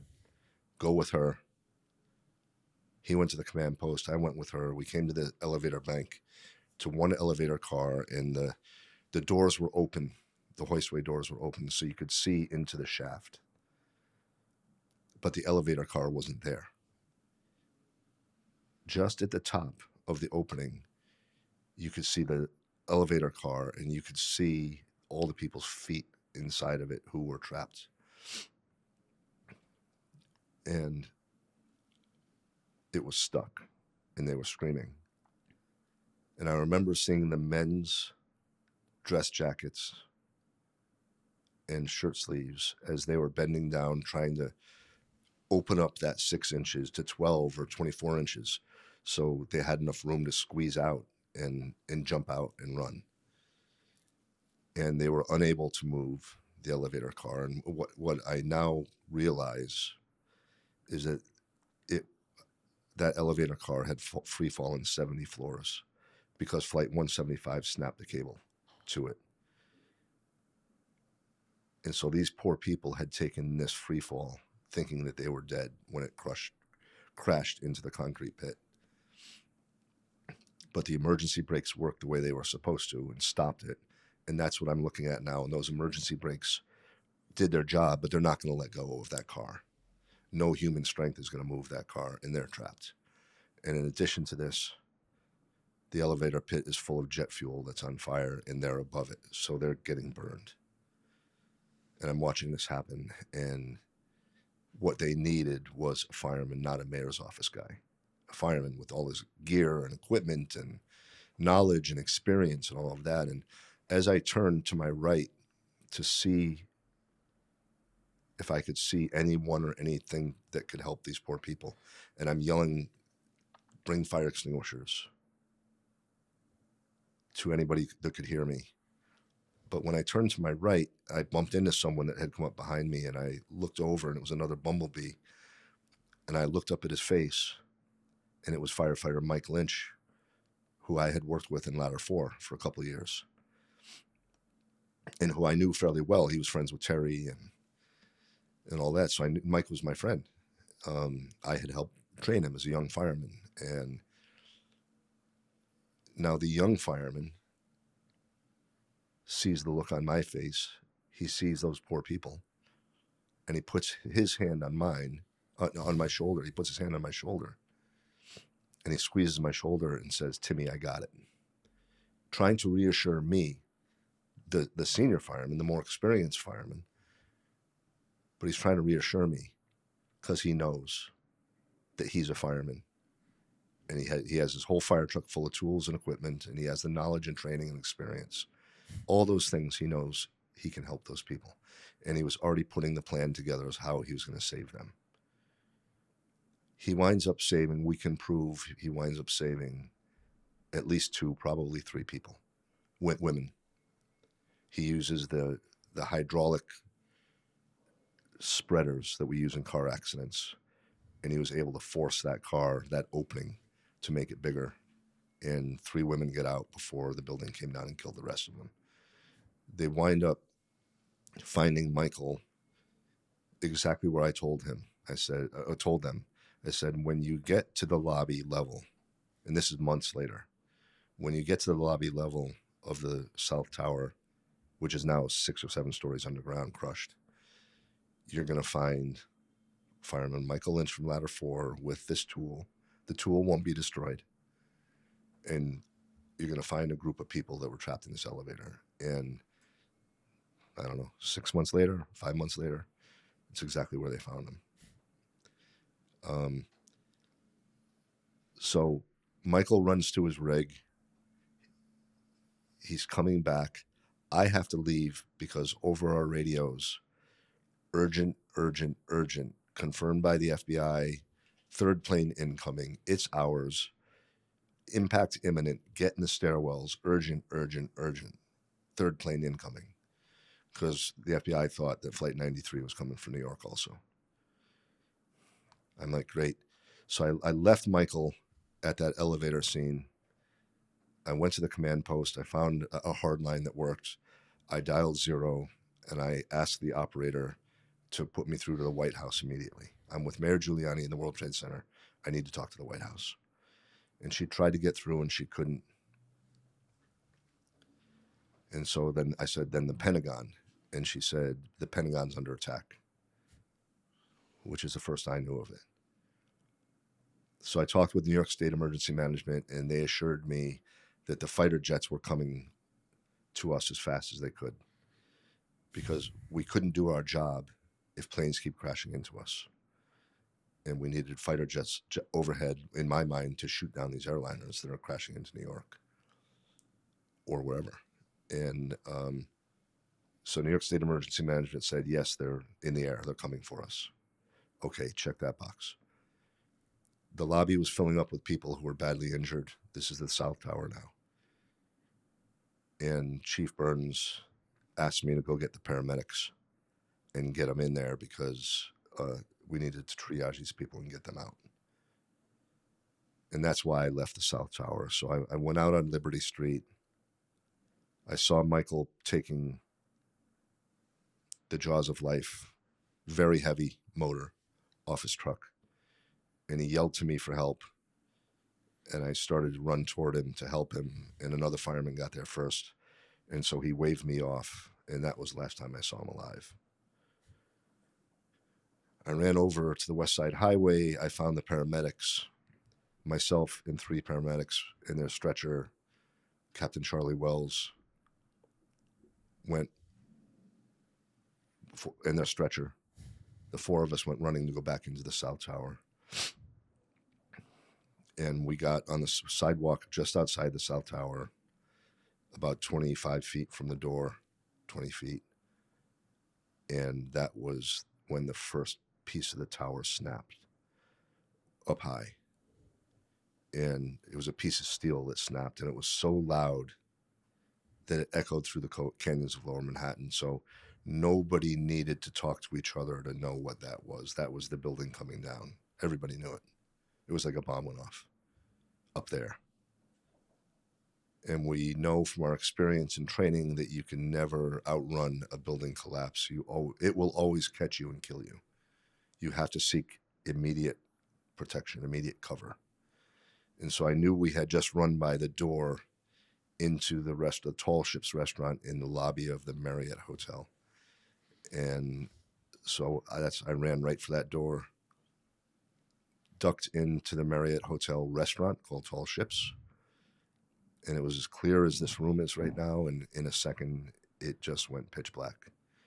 The South Tower was collapsing on the Marriott Hotel. And now the Marriott Hotel was collapsing around me, around us. Everything that wasn't nailed down was in my face. Because as the building was collapsing, all that air was being pushed. And it was coming out where I was. I was getting pummeled. I had to turn my back to it so I wasn't getting hit in the face. I was on all 4s, crawling. You couldn't see. It was pitch black because of all the dust. You couldn't breathe because of all the dust. It was caking in your mouth and your nostrils and your eyes and in your ears. It was so loud that I compare it to sitting on the tarmac at JFK with 747s surrounding you full blast. And every time I thought it was the loudest thing I had ever heard in my life, it would increase by 10 and then 10 and then 10. And I know that I'm likely a dead man, but I'm crawling. And I also know that in building collapses, we sometimes find victims alive who are next to a vertical column, because a vertical column is the strongest part of a building. And a lot of times when they collapse, the debris will tent over the vertical column, and there will be a survivable space at the bottom of that column. I know this. And so I am crawling as fast as I can, trying to find a vertical column. And I've quickly find one. Now, I also believe that I was led to it because I am a man of faith. And I believe that God led me to this column. And I wrapped my arms around this huge column, trying to hold on as tight as I could as the wind is trying to blow me out into the street. It blows the helmet off my head. It broke the pager off my belt. And the wind actually picks me up off the ground. And I'm horizontal like a flag on a flagpole in a hurricane. And this wind is trying to blow me out into the street. And I know if I let go of this column, I'm definitely a dead man. If I can hold on to the column, I have a 5% chance at living. And so I'm holding on with all my strength. And I don't know how I did it, because they later scientifically proved, and it's published, that the wind in that space where I was 160 miles an hour. So it's like the biggest hurricane you were ever in. And it was trying to blow me out into the street. And somehow I was able to hold on to that column. And to me, there's no other explanation than I had help from God. And in that moment where I thought I was probably a dead man, that was the moment where my core faith came through. And I prayed. And I said, God, I'm not afraid to come to you. In fact, I look forward to it one day. But please, not now. I want to hold my family, my siblings, my mom and dad, and tell them I love them one more time. And then I'll come to you. But please, not now. And within whatever, 5 or 15 seconds, because there was no way you can measure time there in that moment. It stopped. The wind stopped. The collapse stopped. And I was alive. And I bounced around in there a little bit. I found about, I'm guessing, about 30 people who were trapped behind a roll-down gate. And we together lifted the gate up, and one of the ladies that was with us saw a fireman with a very bright flashlight on the outside, because it was still pitch black where we were. We were under that heavy cloud of dust, and even though it was a bright, beautiful, blue sky, sunny day, where we were was pitch black. And she saw the fireman. The fireman saw us in the rubble, and he was waving his flashlight at us. Come to me, come to me. And so that's what we did. And we climbed up and down over the rubble, and we got to him, and I lived. And I'll stop the story there because I was alive, and God answered my prayer. The second part of that, the agreement between me and him, is that I believe today is that he would help me speak about it and give me the strength to be able to tell a very powerful and very difficult, emotionally difficult story. But I do it because I want to talk about the heroes of the day and what they did. And every one of them performed an act of the greatest love at the end of their life.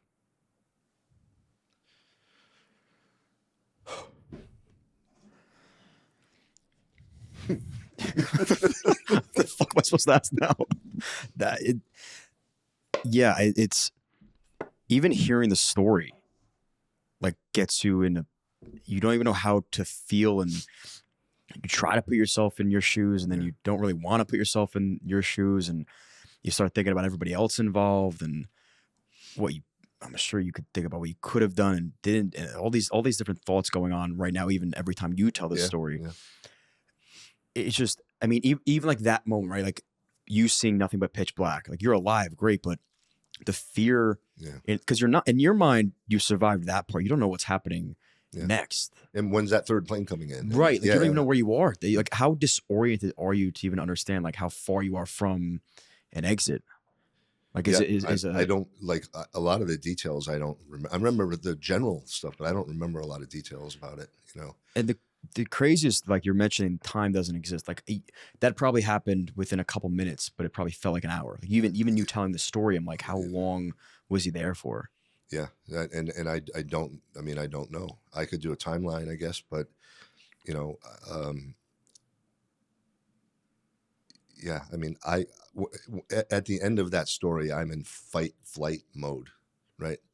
I want the F out of there, and I was highly motivated and highly determined to live, because God had just answered my prayer, and I wanted to have no chance that was going to change. Yeah, you're getting out at that point. I'm getting out. Yeah, and yeah, I mean, I wound up going north because that's the way the mayor went, and the people. I'm going north up West Broadway, and I mean, I'm a ghost. I'm covered in dust. Sure.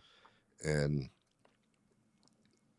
the people behind me started screaming, and I turned around and looked, and I could see the top of the North Tower, the antenna, just kind of shift a little bit.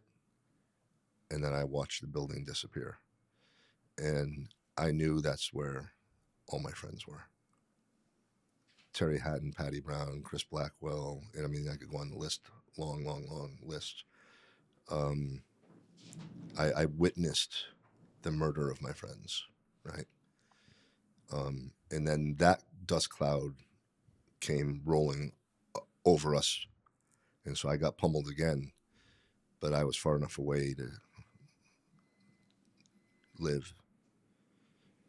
And then I got to a phone. I got to a building and I saw a line, and there were people using a landline because none of the cell service was working. And there was a line of people being good humans, waiting their turn, trying to call their loved one and say, I'm okay. And when these people saw me, it was like the parting of the Red Sea. They were like, oh my God, look at this poor guy. And so they all just stepped back from the phone and said, you call. And that, I think it was 11:46 or something, if I remember right, that I called my brother Chris, because he thought I was already dead. He had already gone to his chapel and prayed for me and all that. And he was a bit surprised to hear my voice. But my words to him were, I'm alive, but everyone else is dead. And so my whole world died that morning. And that's kind of where I start talking, the kind of important part of my book is that aftermath, is how did I possibly live through those dark days and those dark times? And, in one day we had 22 funerals in one day, and it's not how do you decide which funeral you go to, it's how do you decide what you're going to tell the family of the ones you didn't go to, because all these families. Sorry I didn't make Bobby's funeral, but I had 10 others to go to that day.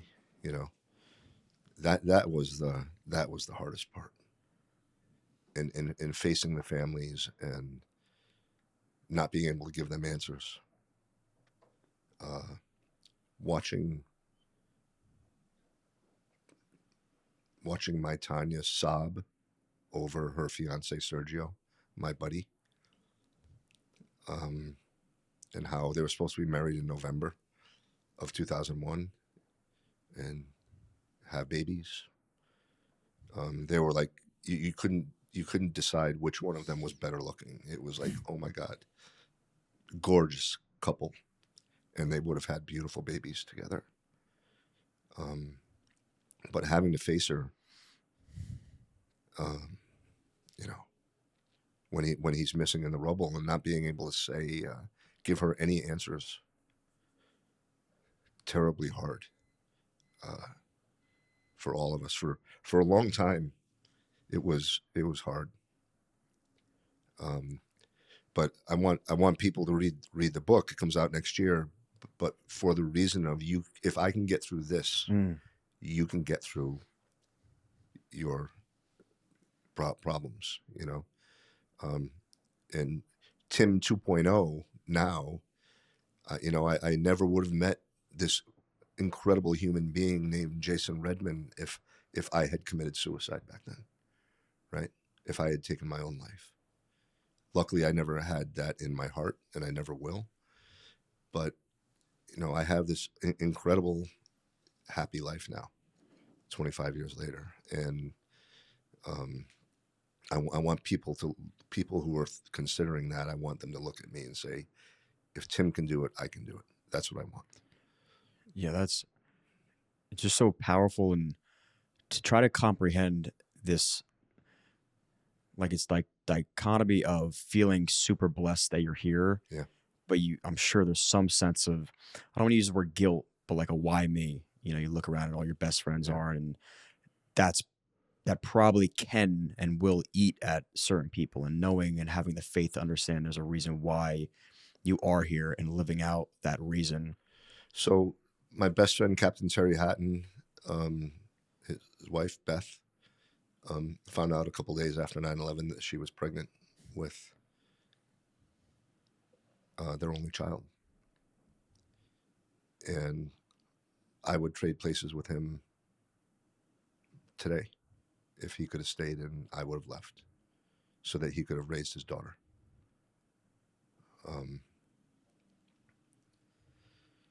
But I'm here, and I have to do the best I can to remember them, to tell their story the best that I can, to tell the world what amazing human beings we lost. You know, out of the 343 New York City hero firefighters murdered on September 11th, nearly 100 of them were from my command, from Special Operations. So basically, if you were on duty the night before or the day tour, we change at 9 o'clock. So we had like double the amount of guys on the rigs. And so we almost lost double the amount of guys we normally would have. Out of the 343, 100 of them were from our command. The most experienced, highest trained firefighters probably in the world. You know, from Chief Downey to Captain Hatton, Captain Brown, Patty Brown, my friends, all the way down. I mean, we lost some incredible humans.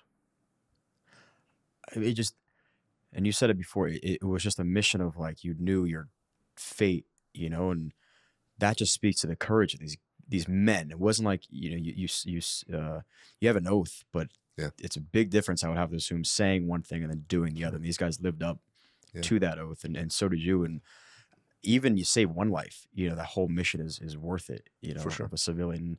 That's what makes this feel so much more tragic. Like, you hear a war story, right? And those impact you severely.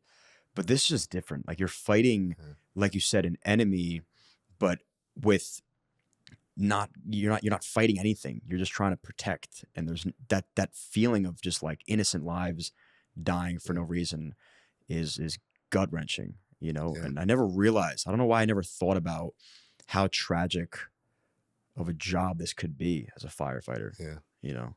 Yeah. How many, do you have a number on how many lives were saved? They guess on a normal day there would be, I think they said 50,000. But because it was election day and it was the first day of school also, a lot of people either were taking their kid to school or going to vote first before they came in. So they were kind of behind. The numbers were a little lower. Got it. So I've heard different numbers. I heard like 10,000 in each tower were saved by other people, right? Not just cops and firemen, but someone like Wells Crowther, a 24-year-old trader who just happened to be working on the floor up in the South Tower in the like in what floor is it on, 78 or somewhere in there, and he actually is one of the people that helped save my friend Donna. Wow. And we believe that 18 people who were above the point of impact in the South Tower lived. In the North Tower, it was basically zero. If you were above the point of impact, all the stairwells and the elevators, everything were destroyed.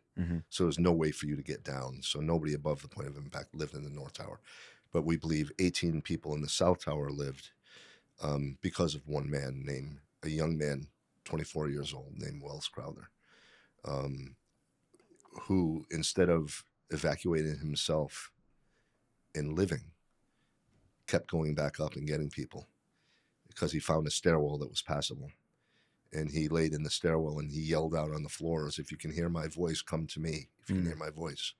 So he would find someone, carry them down 10 floors, give them to a fireman, then he climbed back up. Wow.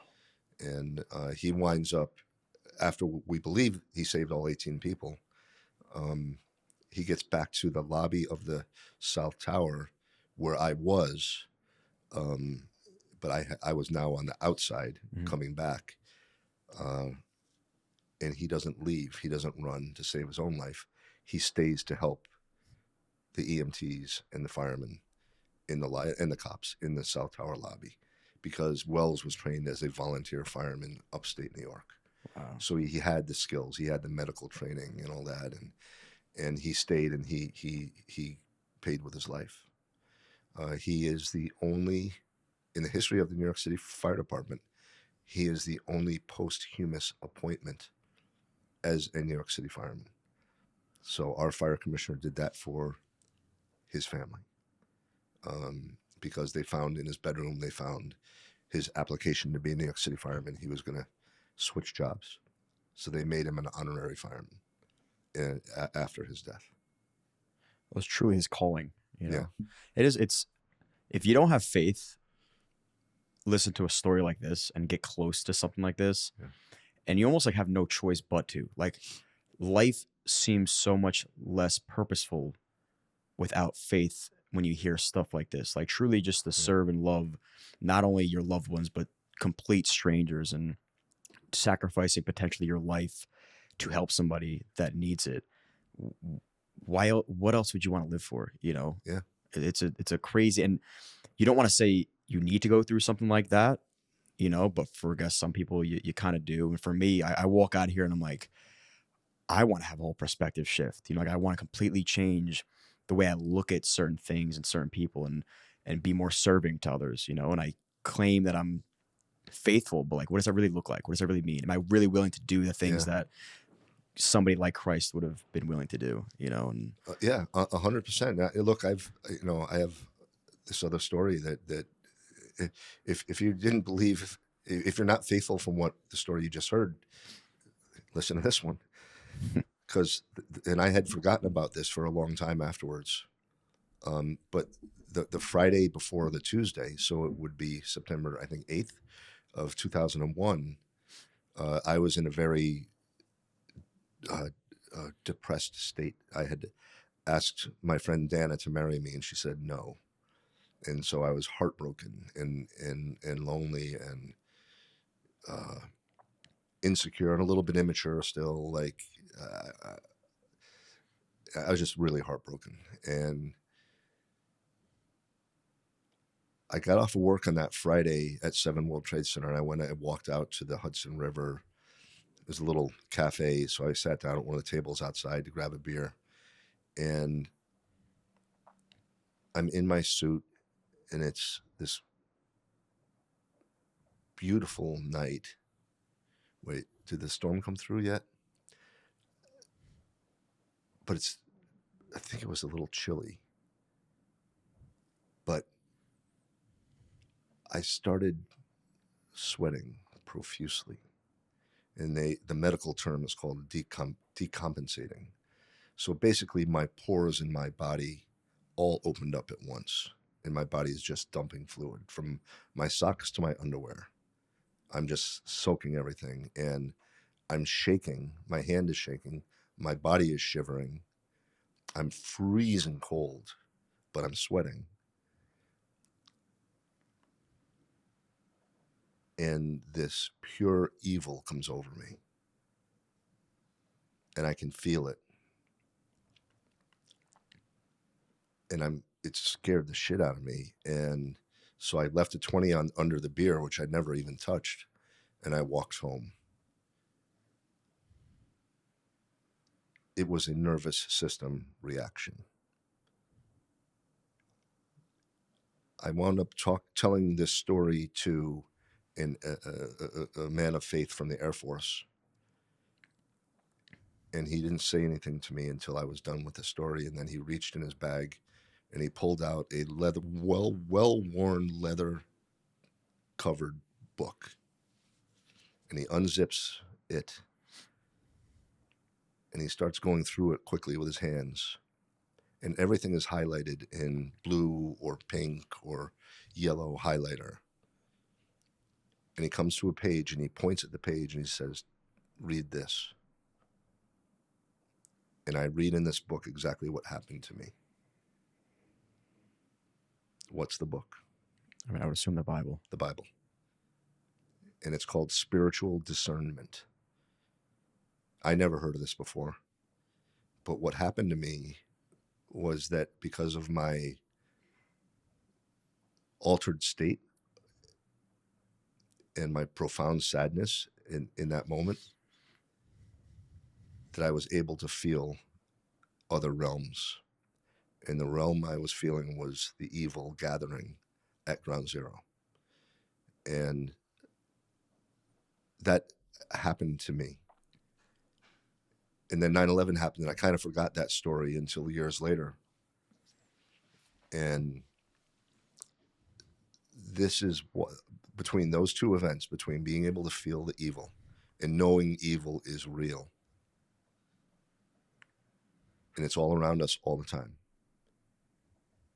and then knowing the grace of God for me on September 11th, I know there is pure goodness and pure evil. Mm-hmm. And those terrorists and their ilk are pure evil. And God and humanity are just goodness.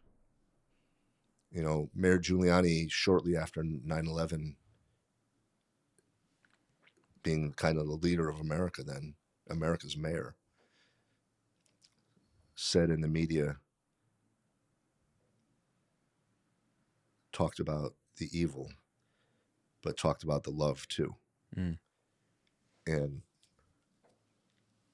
I kind of got mad at him for saying that because I couldn't see any love then. He could see it. I couldn't see it. I was filled with rage. And it took me years to understand what he meant by saying that. And in the end, he's right and I was wrong. And love did overcome evil. Every one of those people in those buildings who were helping each other, the evidence of Wells Crowther and others, the love shown by the cops and firemen, above all, is just breathtaking. And we kicked evil's ass that day. It just seems so impossible to ever just go back to life. Like that's the craziest thought is, okay, this day happened, but there's a September 12th. And like, what does that day look like for you? Like, are you still trying to process everything? Do you go right back to, we're going to, find out who did this and make sure they pay for it type of feeling? Well, the people, the ideology of the people who did this still lives. And if we're not careful, it will visit us again. Mm-hmm. I understand it much better than I used to. I've been called every name in the book. I've been called a racist, a hater, an Islamophobe, because they don't like it when I point it out. But they will never shut me up. They'll never shut the 9/11 families up. We will fight that ideology until our last breath.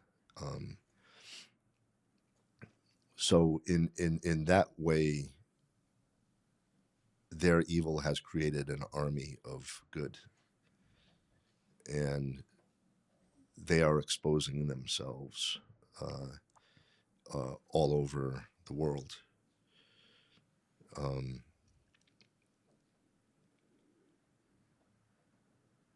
I look, and I'm against the ideology. I'm not against an ethnic group or a religious group. Sure. Right. In fact, some of the, or most of the victims of that ideology are Muslim people, right? Especially young girls. Mm. So they are on my team. Those good Muslims, they're on my team, and I'm on their team. Right. And so the more we learn about that ideology, the more we're able to name it and call it and point at it and call evil, evil. And they will never shut me up from that. In honor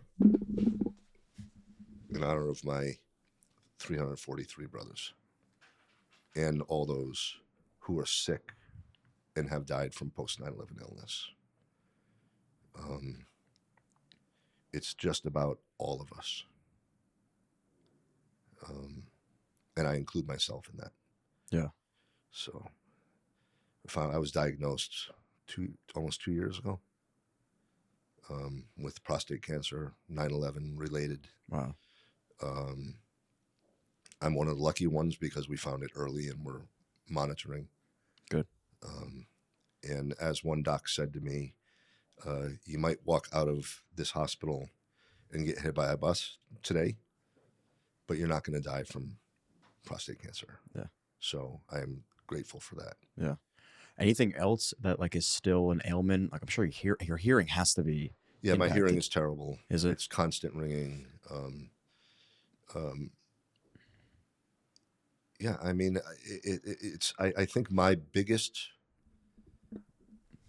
PTSD, right? Now they call it PTS. I can't be in a loud bar. I can't go to these like fundraising banquets where you have to sit, squished between people and it's loud. I do a charity called Operation 300 Red, White, and Blue Bash every year down in Florida in the name of Navy SEAL Aaron Vaughn, who was killed in Afghanistan. And at the end of the dinner, it's outdoor. They had 750 people there. They do an auction and they turn the volume on the microphones way up. And I'm like, see ya. I'm out. I can't do it. I can't do crowded. I can't do loud. And it affects places that I would like to be. Sure. Events I would like to go to. I just can't do it. And I know that. And I'm not the only one. A lot of people who have PTS are the same way. How long did it take you to be able to get back to the 9/11 grounds? Well, I guess I never stopped going down there. So you never had like any sort of... I left New York to go work in Washington, D.C. later in 2002, just to get away from the grief and all that and help out Secretary Thompson from Health and Human Services. That was my first taste of being with the feds. And so I lived down in Washington for a year. And my job was to be on all these teams representing the Secretary of Health and Human Services. So I was the go guy. I always had the go bag ready to go. And one night they were like, Tim, go get your go bag. You're going to Rhode Island. And so I ran home, grabbed my go bag, got on a plane, flew up to Providence. And the state police picked me up from the plane and they took me straight to the governor. Governor Don Kachuri, a wonderful, wonderful human being. And basically they had a terrible fire at the station nightclub. It winds up killing 100 people. Wow. And they had all these bodies, burned bodies, and nobody knew what to do there. They did not have an effective emergency management component of the government of the state of Rhode Island. So unfortunately, I am pretty good at it. And, I knew all the phone numbers to call. We got the disaster mortuary team activated. And basically it's morticians from all over America who are trained how to do it in a MASH environment, in tents and all that. And so they came in, set up their tents in a park, and we processed 96 bodies in 3 days, burned, and identified them. And it's important for the families to have that confirmation that their loved one indeed was one of the people that was killed. And here are their remains, and you can bury them or do whatever you want. Yeah. Have the ceremony. So I wind up staying up there for about a year and a half with Governor Kachuri, and then I just was done with all of it. I was just done, and I retired, and I went back to New York in 2004, and those were my dark years, 2004, 5, 6, because I went back to my home. I owned it, so it was my home. But all my friends were gone. Right. And so I was just lonely and poor because I have a very small pension. And Yeah. If you know, I tell people that if there was ever a thought of ending my life myself, it would have been then, but it was never a thought for me. But it was hard, man. It was dark and lonely and hard. And I was praying for other quality men, like my friends were, you know, good guys who I could go out with, have a beer with, you know, chase the models around and, you know, have dinner, get in trouble, maybe go to church together. And I was praying and praying for that, and nothing was happening. And I was sitting, I had a favorite little Italian restaurant on 33rd Street and 3rd Avenue. And I would go sit at the bar there, cozy little place. I would sit in the corner at the bar by myself. I had lost a lot of weight. I was certainly not healthy. Like my face was so thin, it was like the skin is hanging off. And basically my eyes were just bloodshot all the time. And there was this beautiful olive skinned young lady behind the bar. And I noticed about her that she was always giggling and happy, and she never really walked anywhere she would skip. She just had this spirit about her that I was like, oh my God, like, what is that? Because I need it. I need some of that. And you know, she kind of knew my story a little bit. And one night she said, what are you doing when I get off of work? And I was like, whatever you're doing, you are adorable. Yeah. And I could learn a lot from you, I think. And so she felt sorry for me. And she took me to her friend's apartment down the road, and I went up and sat on the couch, and her other beautiful olive skin, happy lady,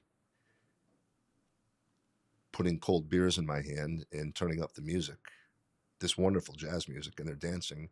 And the next thing you hear on the door, 15 minutes later, there's 8 of these beautiful women in this apartment dancing in front of me, and they won't let my beer get anywhere near. Is this heaven? Where did you go? It was amazing. These young ladies took me in because my story got around, you know, to all of them. And they teamed up to love me. They took me to Brazil twice, to their homes. I dated Alessandra, so I went to Brazil to visit her, and she took me to Rio, where my favorite music was born, bossa nova. And she took me there. So these ladies saved my life. Wow. In a way. No, they just did save my life. They showed me so much love and happiness. And so I look back on it now, and I was like, so God does have a sense of humor. He's like, yeah, I'm not going to do what you asked me to do, Tim. How about 8 beautiful Brazilian women to help you get through this? I guess it helped. Do you still talk to these women? I do. That's awesome. Yeah. Alessandra just had a baby. Oh, that's great. She's back in Brazil. Deborah, the original one from the bar, is in London now, so I'm going to try and get to see her. She's married, had a kid too. And yeah, Deborah's going to be surprised she is such a part of my book, because I write about this story in the book. Yeah. And how because of her love and kindness, it opened up that whole world for me. And she knew it. Yeah. You know? It's crazy how much of an impact you can have on somebody. Like, I wonder how she, like you said, she probably doesn't realize. No idea. How much of an impact she's had and how much I try and tell that. her, but no, she doesn't. And like, she doesn't get it. Right. Like, and what love really means. Like, it's not about, it doesn't have to always be this like relationship and romanticize. It's just like an overwhelming sense of I want to make sure you're okay. And yeah. I never had a thing. I never had a thing with Deborah, you know, we were always friends. That's it. Yeah. And that's all that sometimes people need. Yeah. It's just really good friends around them. Yeah, and she changed my life. The name of the book is The Greatest Love, and I talked about that a little bit before. Mm-hmm. But the subtitle of the book is Truth in History. Because if we don't teach the truth, if we don't say the truth, then history is wrong, right? Yeah. And you tell all of the truth. You know, you say these Islamist terrorists did this on purpose, intentionally, because they're evil, and we have to be able to say that out loud. Right. We can't be shut up, right? So, truth in history, patience in grief. Patience in grief means patience. It is maybe the hardest part because it's not 3 months, it's not 6 months, it's years Mm-hmm. of building your 2.0. It probably took me 10 years to meet Jason Redman, who is of the quality that my friends were, the quality man that my friends were, right? So patience means years, 5, 10 years. And then the last part is resilience of the human spirit. And I'll tell all your listeners, you can do it. You can do it. I did it. I'm on the other side now. I will never forget my friends. I will always tell the truth about what happened, but I'm also having a happy life. And I have wonderful new people in my life. I'm blessed with the Brazilian ladies. I'm blessed with Redmond and others. And all these people I know from the 9/11 community. And man, if I had committed suicide, bro, I would have missed all this wonderful life that God has gifted us with. Right. My friends would be so proud of me right now. And I hope that is always true. Yeah, that is. And there's so much more life to live, you know? Yeah. It's a really good point because when you're going, and I've never been as deep in a dark place as you, but you feel like it's going to last forever. Like it really is hard sometimes You to can't see the light. It's Yeah. And that's why people do the things they do, or they stay there, you know, like you do have a lot of control. Like you said, people have free will, and maybe sometimes you sit in your sorrows. Yeah. And it would have been easy for you to sit at the bar and wallow and have that self-pity and, you know, whatever, but you needed one inkling of hope. And then you had the ability to kind of change your life and turn it around for you. Two things come to mind. First of all, Jason Redman, get off the X, right? That's what he calls it. You're stuck on the X. Mm-hmm. Get off the X, right? So that's how he describes it. And then Admiral McRaven, who is writing the foreword to my book, has a book called Make Your Bed. And it's just a very short story about why it's important for you to get up every morning and make your bed. He went viral a couple years ago about making your bed. Yeah. My dad sent that to me. He's like, "This is why you need to make your bed." Yeah. I'm like, all right, Dad. Yeah. No, but it is true. Because you have that one accomplishment already.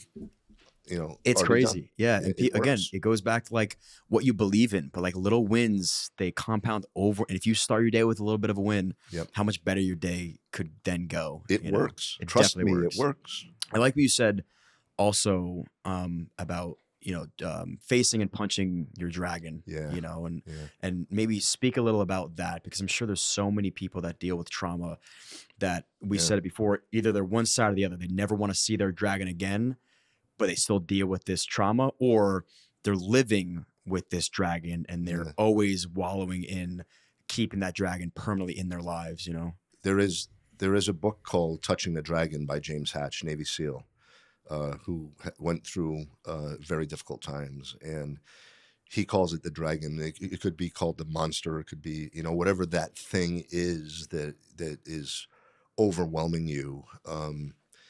And Touching the Dragon is a wonderful book, and it's a wonderful way to talk about touching your pain, your own pain.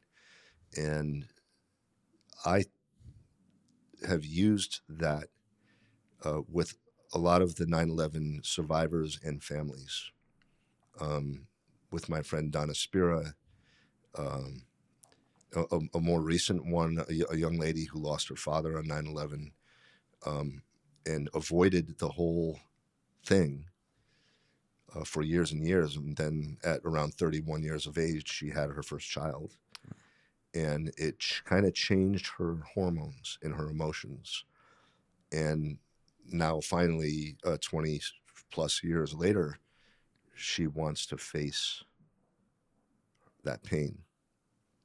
And so her aunt, who I knew, brought her to me, and I was like, now we're going to walk through this darkness together, and I'm going to hold your hand. And for the very first time, she went to the 9/11 museum, and it was hard. She was sobbing, like heaving, sobbing about her daddy she lost when she was a little girl. And so I gave her some homework assignments. And I said, one of your assignments is to read this book, Touching the Dragon by James Hatch. And she read it in like 3 days. And I said, okay, now I'm going to give you another assignment. Don't touch the dragon. Punch that dragon right in the face. Punch it in the face. And let's find happiness and love in your life again. Your love for your child, your love for your husband, your love for your family, you know? She is doing really, really good. That's awesome. Yeah. And I did it with emergency service police officer Pat Pogan, who's my friend, and he has given me permission to say his name in this story. I call him a mountain of a man. He's like 6'6", 250, 300, you know, just huge, not fat at all, just a big man, and a volunteer fireman in Long Island. And, you know, all those ESU guys who were murdered on September 11th were his friends. And he would not go back down there. Could not get him to go. One morning, my phone rings. I'm still in bed because I wasn't doing any job or anything. It was in my dark times. And he's like, Timmy, what are you doing? It's like 7:30. I'm like, I'm sleeping. Pat, I'm sleeping. He said, well, get your ass out of bed. He's like, come to the Firehouse on 48th and 8th, where I used to work. I was like, really, Pat? You really think I want to go to a firehouse now? He's like, get your ass out of bed. Come to the Firehouse. So I get out, go to the Firehouse. The garage doors are open so you can see the fire trucks. And there's all these guys in shorts, jeans, whatever, about 30 or so guys. And I'm like, who are these guys? What is going on here? So I go to the back of the bay to the fire trucks, the back of the fire trucks, and I find Pat, and he's with his son, who I knew. And I was like, why am I here, and who are these guys? And he's like, it's SEAL Team 2. I was like, oh, Wow. Got it. Thanks for calling me. Would you tell them your story? I was like, of course I will. So I told the story there in the Firehouse. And I was like, some of the guys wanted to go to the museum, or the memorial. The museum wasn't built yet, I think. And I was like, Tim, could you take us? I was like, of course. It's like, there's no place on earth I'd rather be right now. Right. And I was like, what a golden opportunity this is. Yeah, right. Yeah. I'm only going, but. So I told Pat's son, Pat Jr., I was like, we're kidnapping your father and we're taking him to the memorial because I know this will be good for him, even though he doesn't want to go. Mm-hmm. I said, we're going to go with him. And so it's hard to say no to SEAL Team 2, right? Right. So we all go jump in the subway. We go down, and I knew exactly where the names of his friends were on the panel. at the waterfall because they're all together. And so I took him over to the panel where his friends were. And, you know, he's this huge, huge guy. And he puts his hands on the names of his friends and loses it. This big mountain of a man completely sobbing. And he needed to do it, you know. I put my hand on one shoulder. His son put his hand on the other shoulder. And then all the Navy SEALs came around and put their hands on his back.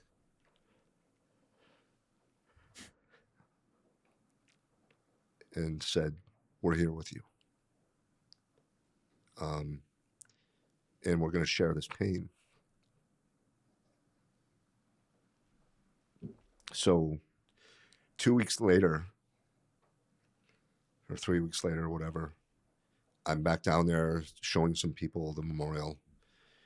And I hear there are these people that make money off of giving tours of the Memorial Plaza in different languages and stuff, whatever. And usually they don't know what the heck they're talking about. Yeah.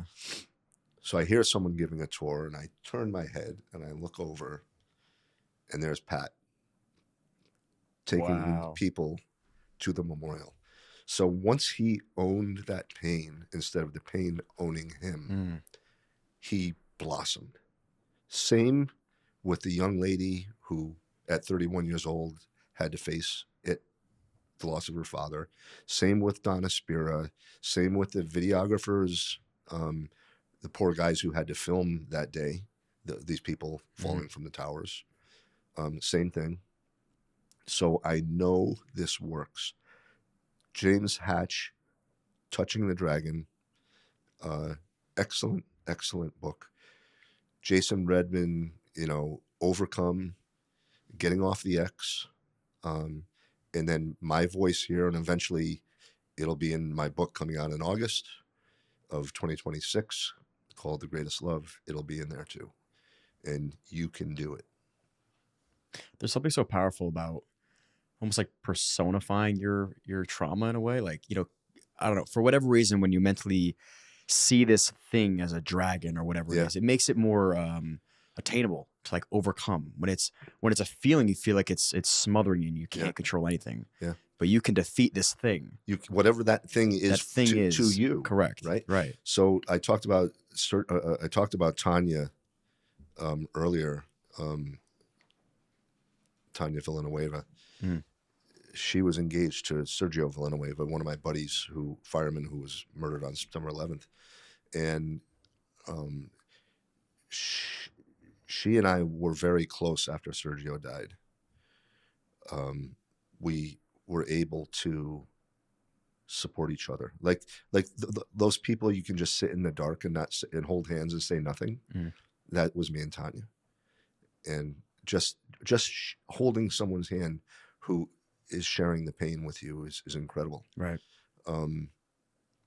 But she had to get away from New York, so she moves back to Miami, which is where she had come from to be with Sergio. And she got into riding motorcycles with her girlfriend because that's how she felt free of the pain, right? Just that air in blowing her hair and going by her ears, and she could have some freedom, I guess. So what Tanya calls it, when she would get on her motorcycle and go, she was able to shed her widow coat. Wow. So her widow coat was like a big fur coat that was soaking wet and just weighing you down and weighing you down and weighing you down. And when she got on the bike and went fast, that widow coat was shed and she could feel human again. Yeah.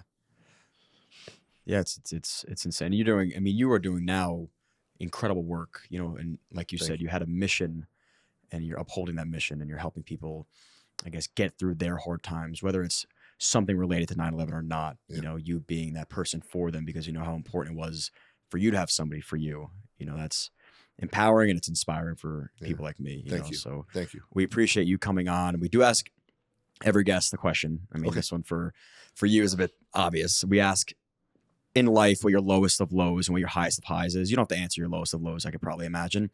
But what has been the highest of your highs in your life? Wow. The highest of highs. Wow, that's a hard question, man. I've had a lot. I've had a lot of wonderful times in my life, and you know, you guys have heard this story now, but I love life, and I'm happy to be alive. I'm grateful to be alive, and to live this life. Um, I'll tell you one thing that helped me get through it, and I hadn't talked about this before, but it's present in my mind now. I went through 10 therapists before I found the right one, and I call her Dear Ashley. Sadly, Dear Ashley has passed away now, but I got her from Tanya. She was Tanya's therapist, and Tanya turned me on to her. And she didn't pretend to know my pain, but she gave me tools that I could use that helped me in my pain. And one of those things was compartmentalizing grief, which I had never heard of before. And it's basically every day you decide how much you want to grieve. Could be 30 minutes, could be 5 hours, whatever you want to do. But when you're done, turn it off and do one accomplishment every day. Like make your bed or whatever. Mm. And then the following week, maybe try and do 2 things. And the following week, maybe do 3 things. So every morning, get up, make your bed. It's amazing how much it makes you feel better about yourself. Keep your sink clean of dishes. Do your dishes, right? Just simple little steps like that every day make you feel better about yourself. Mm. So to put that into practice, when I was flying back and forth to work in Washington, from New York to Washington, it's about an hour flight. I would always get a window seat on the plane. I would put the shade down. I'd put Bose noise canceling headphones on my ears. And as the plane took off, I put my head against the shade so nobody could see me. And I had Andrea Bocelli's voice in my ears. And I cried like a baby for an hour. And that was my compartment of grief. When those tires hit the tarmac, I wiped my face. I took his voice off my ears. And I lifted the shade. And I tried to have the best day I could. So I think that Andrea Bocelli's voice, at least for me, is a gift from God. Hmm. And when I need to go to that place, I have him. And in 2 weeks, I'll be sitting in the audience in Madison Square Garden watching his concert again. That's awesome. Yeah. So I would say his voice, I think he is a human. And he is a man of faith. Even though he's blind, he's incredibly talented. He's an incredibly beautiful human being who got on his knees and crawled on his knees in honor of Mother Mary. And that guy doesn't have to get on his knees for anybody, but he does, because he is that humble. Right. So he's one of the people that I guess helped get me through, and one of my happy places is his voice.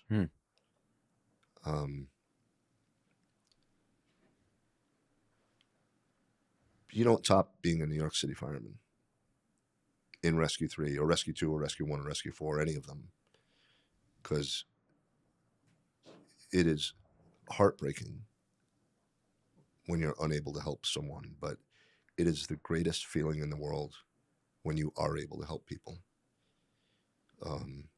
and able to save their lives. There's no greater high than that. When you lose them, it sucks, and usually you lose more than you save.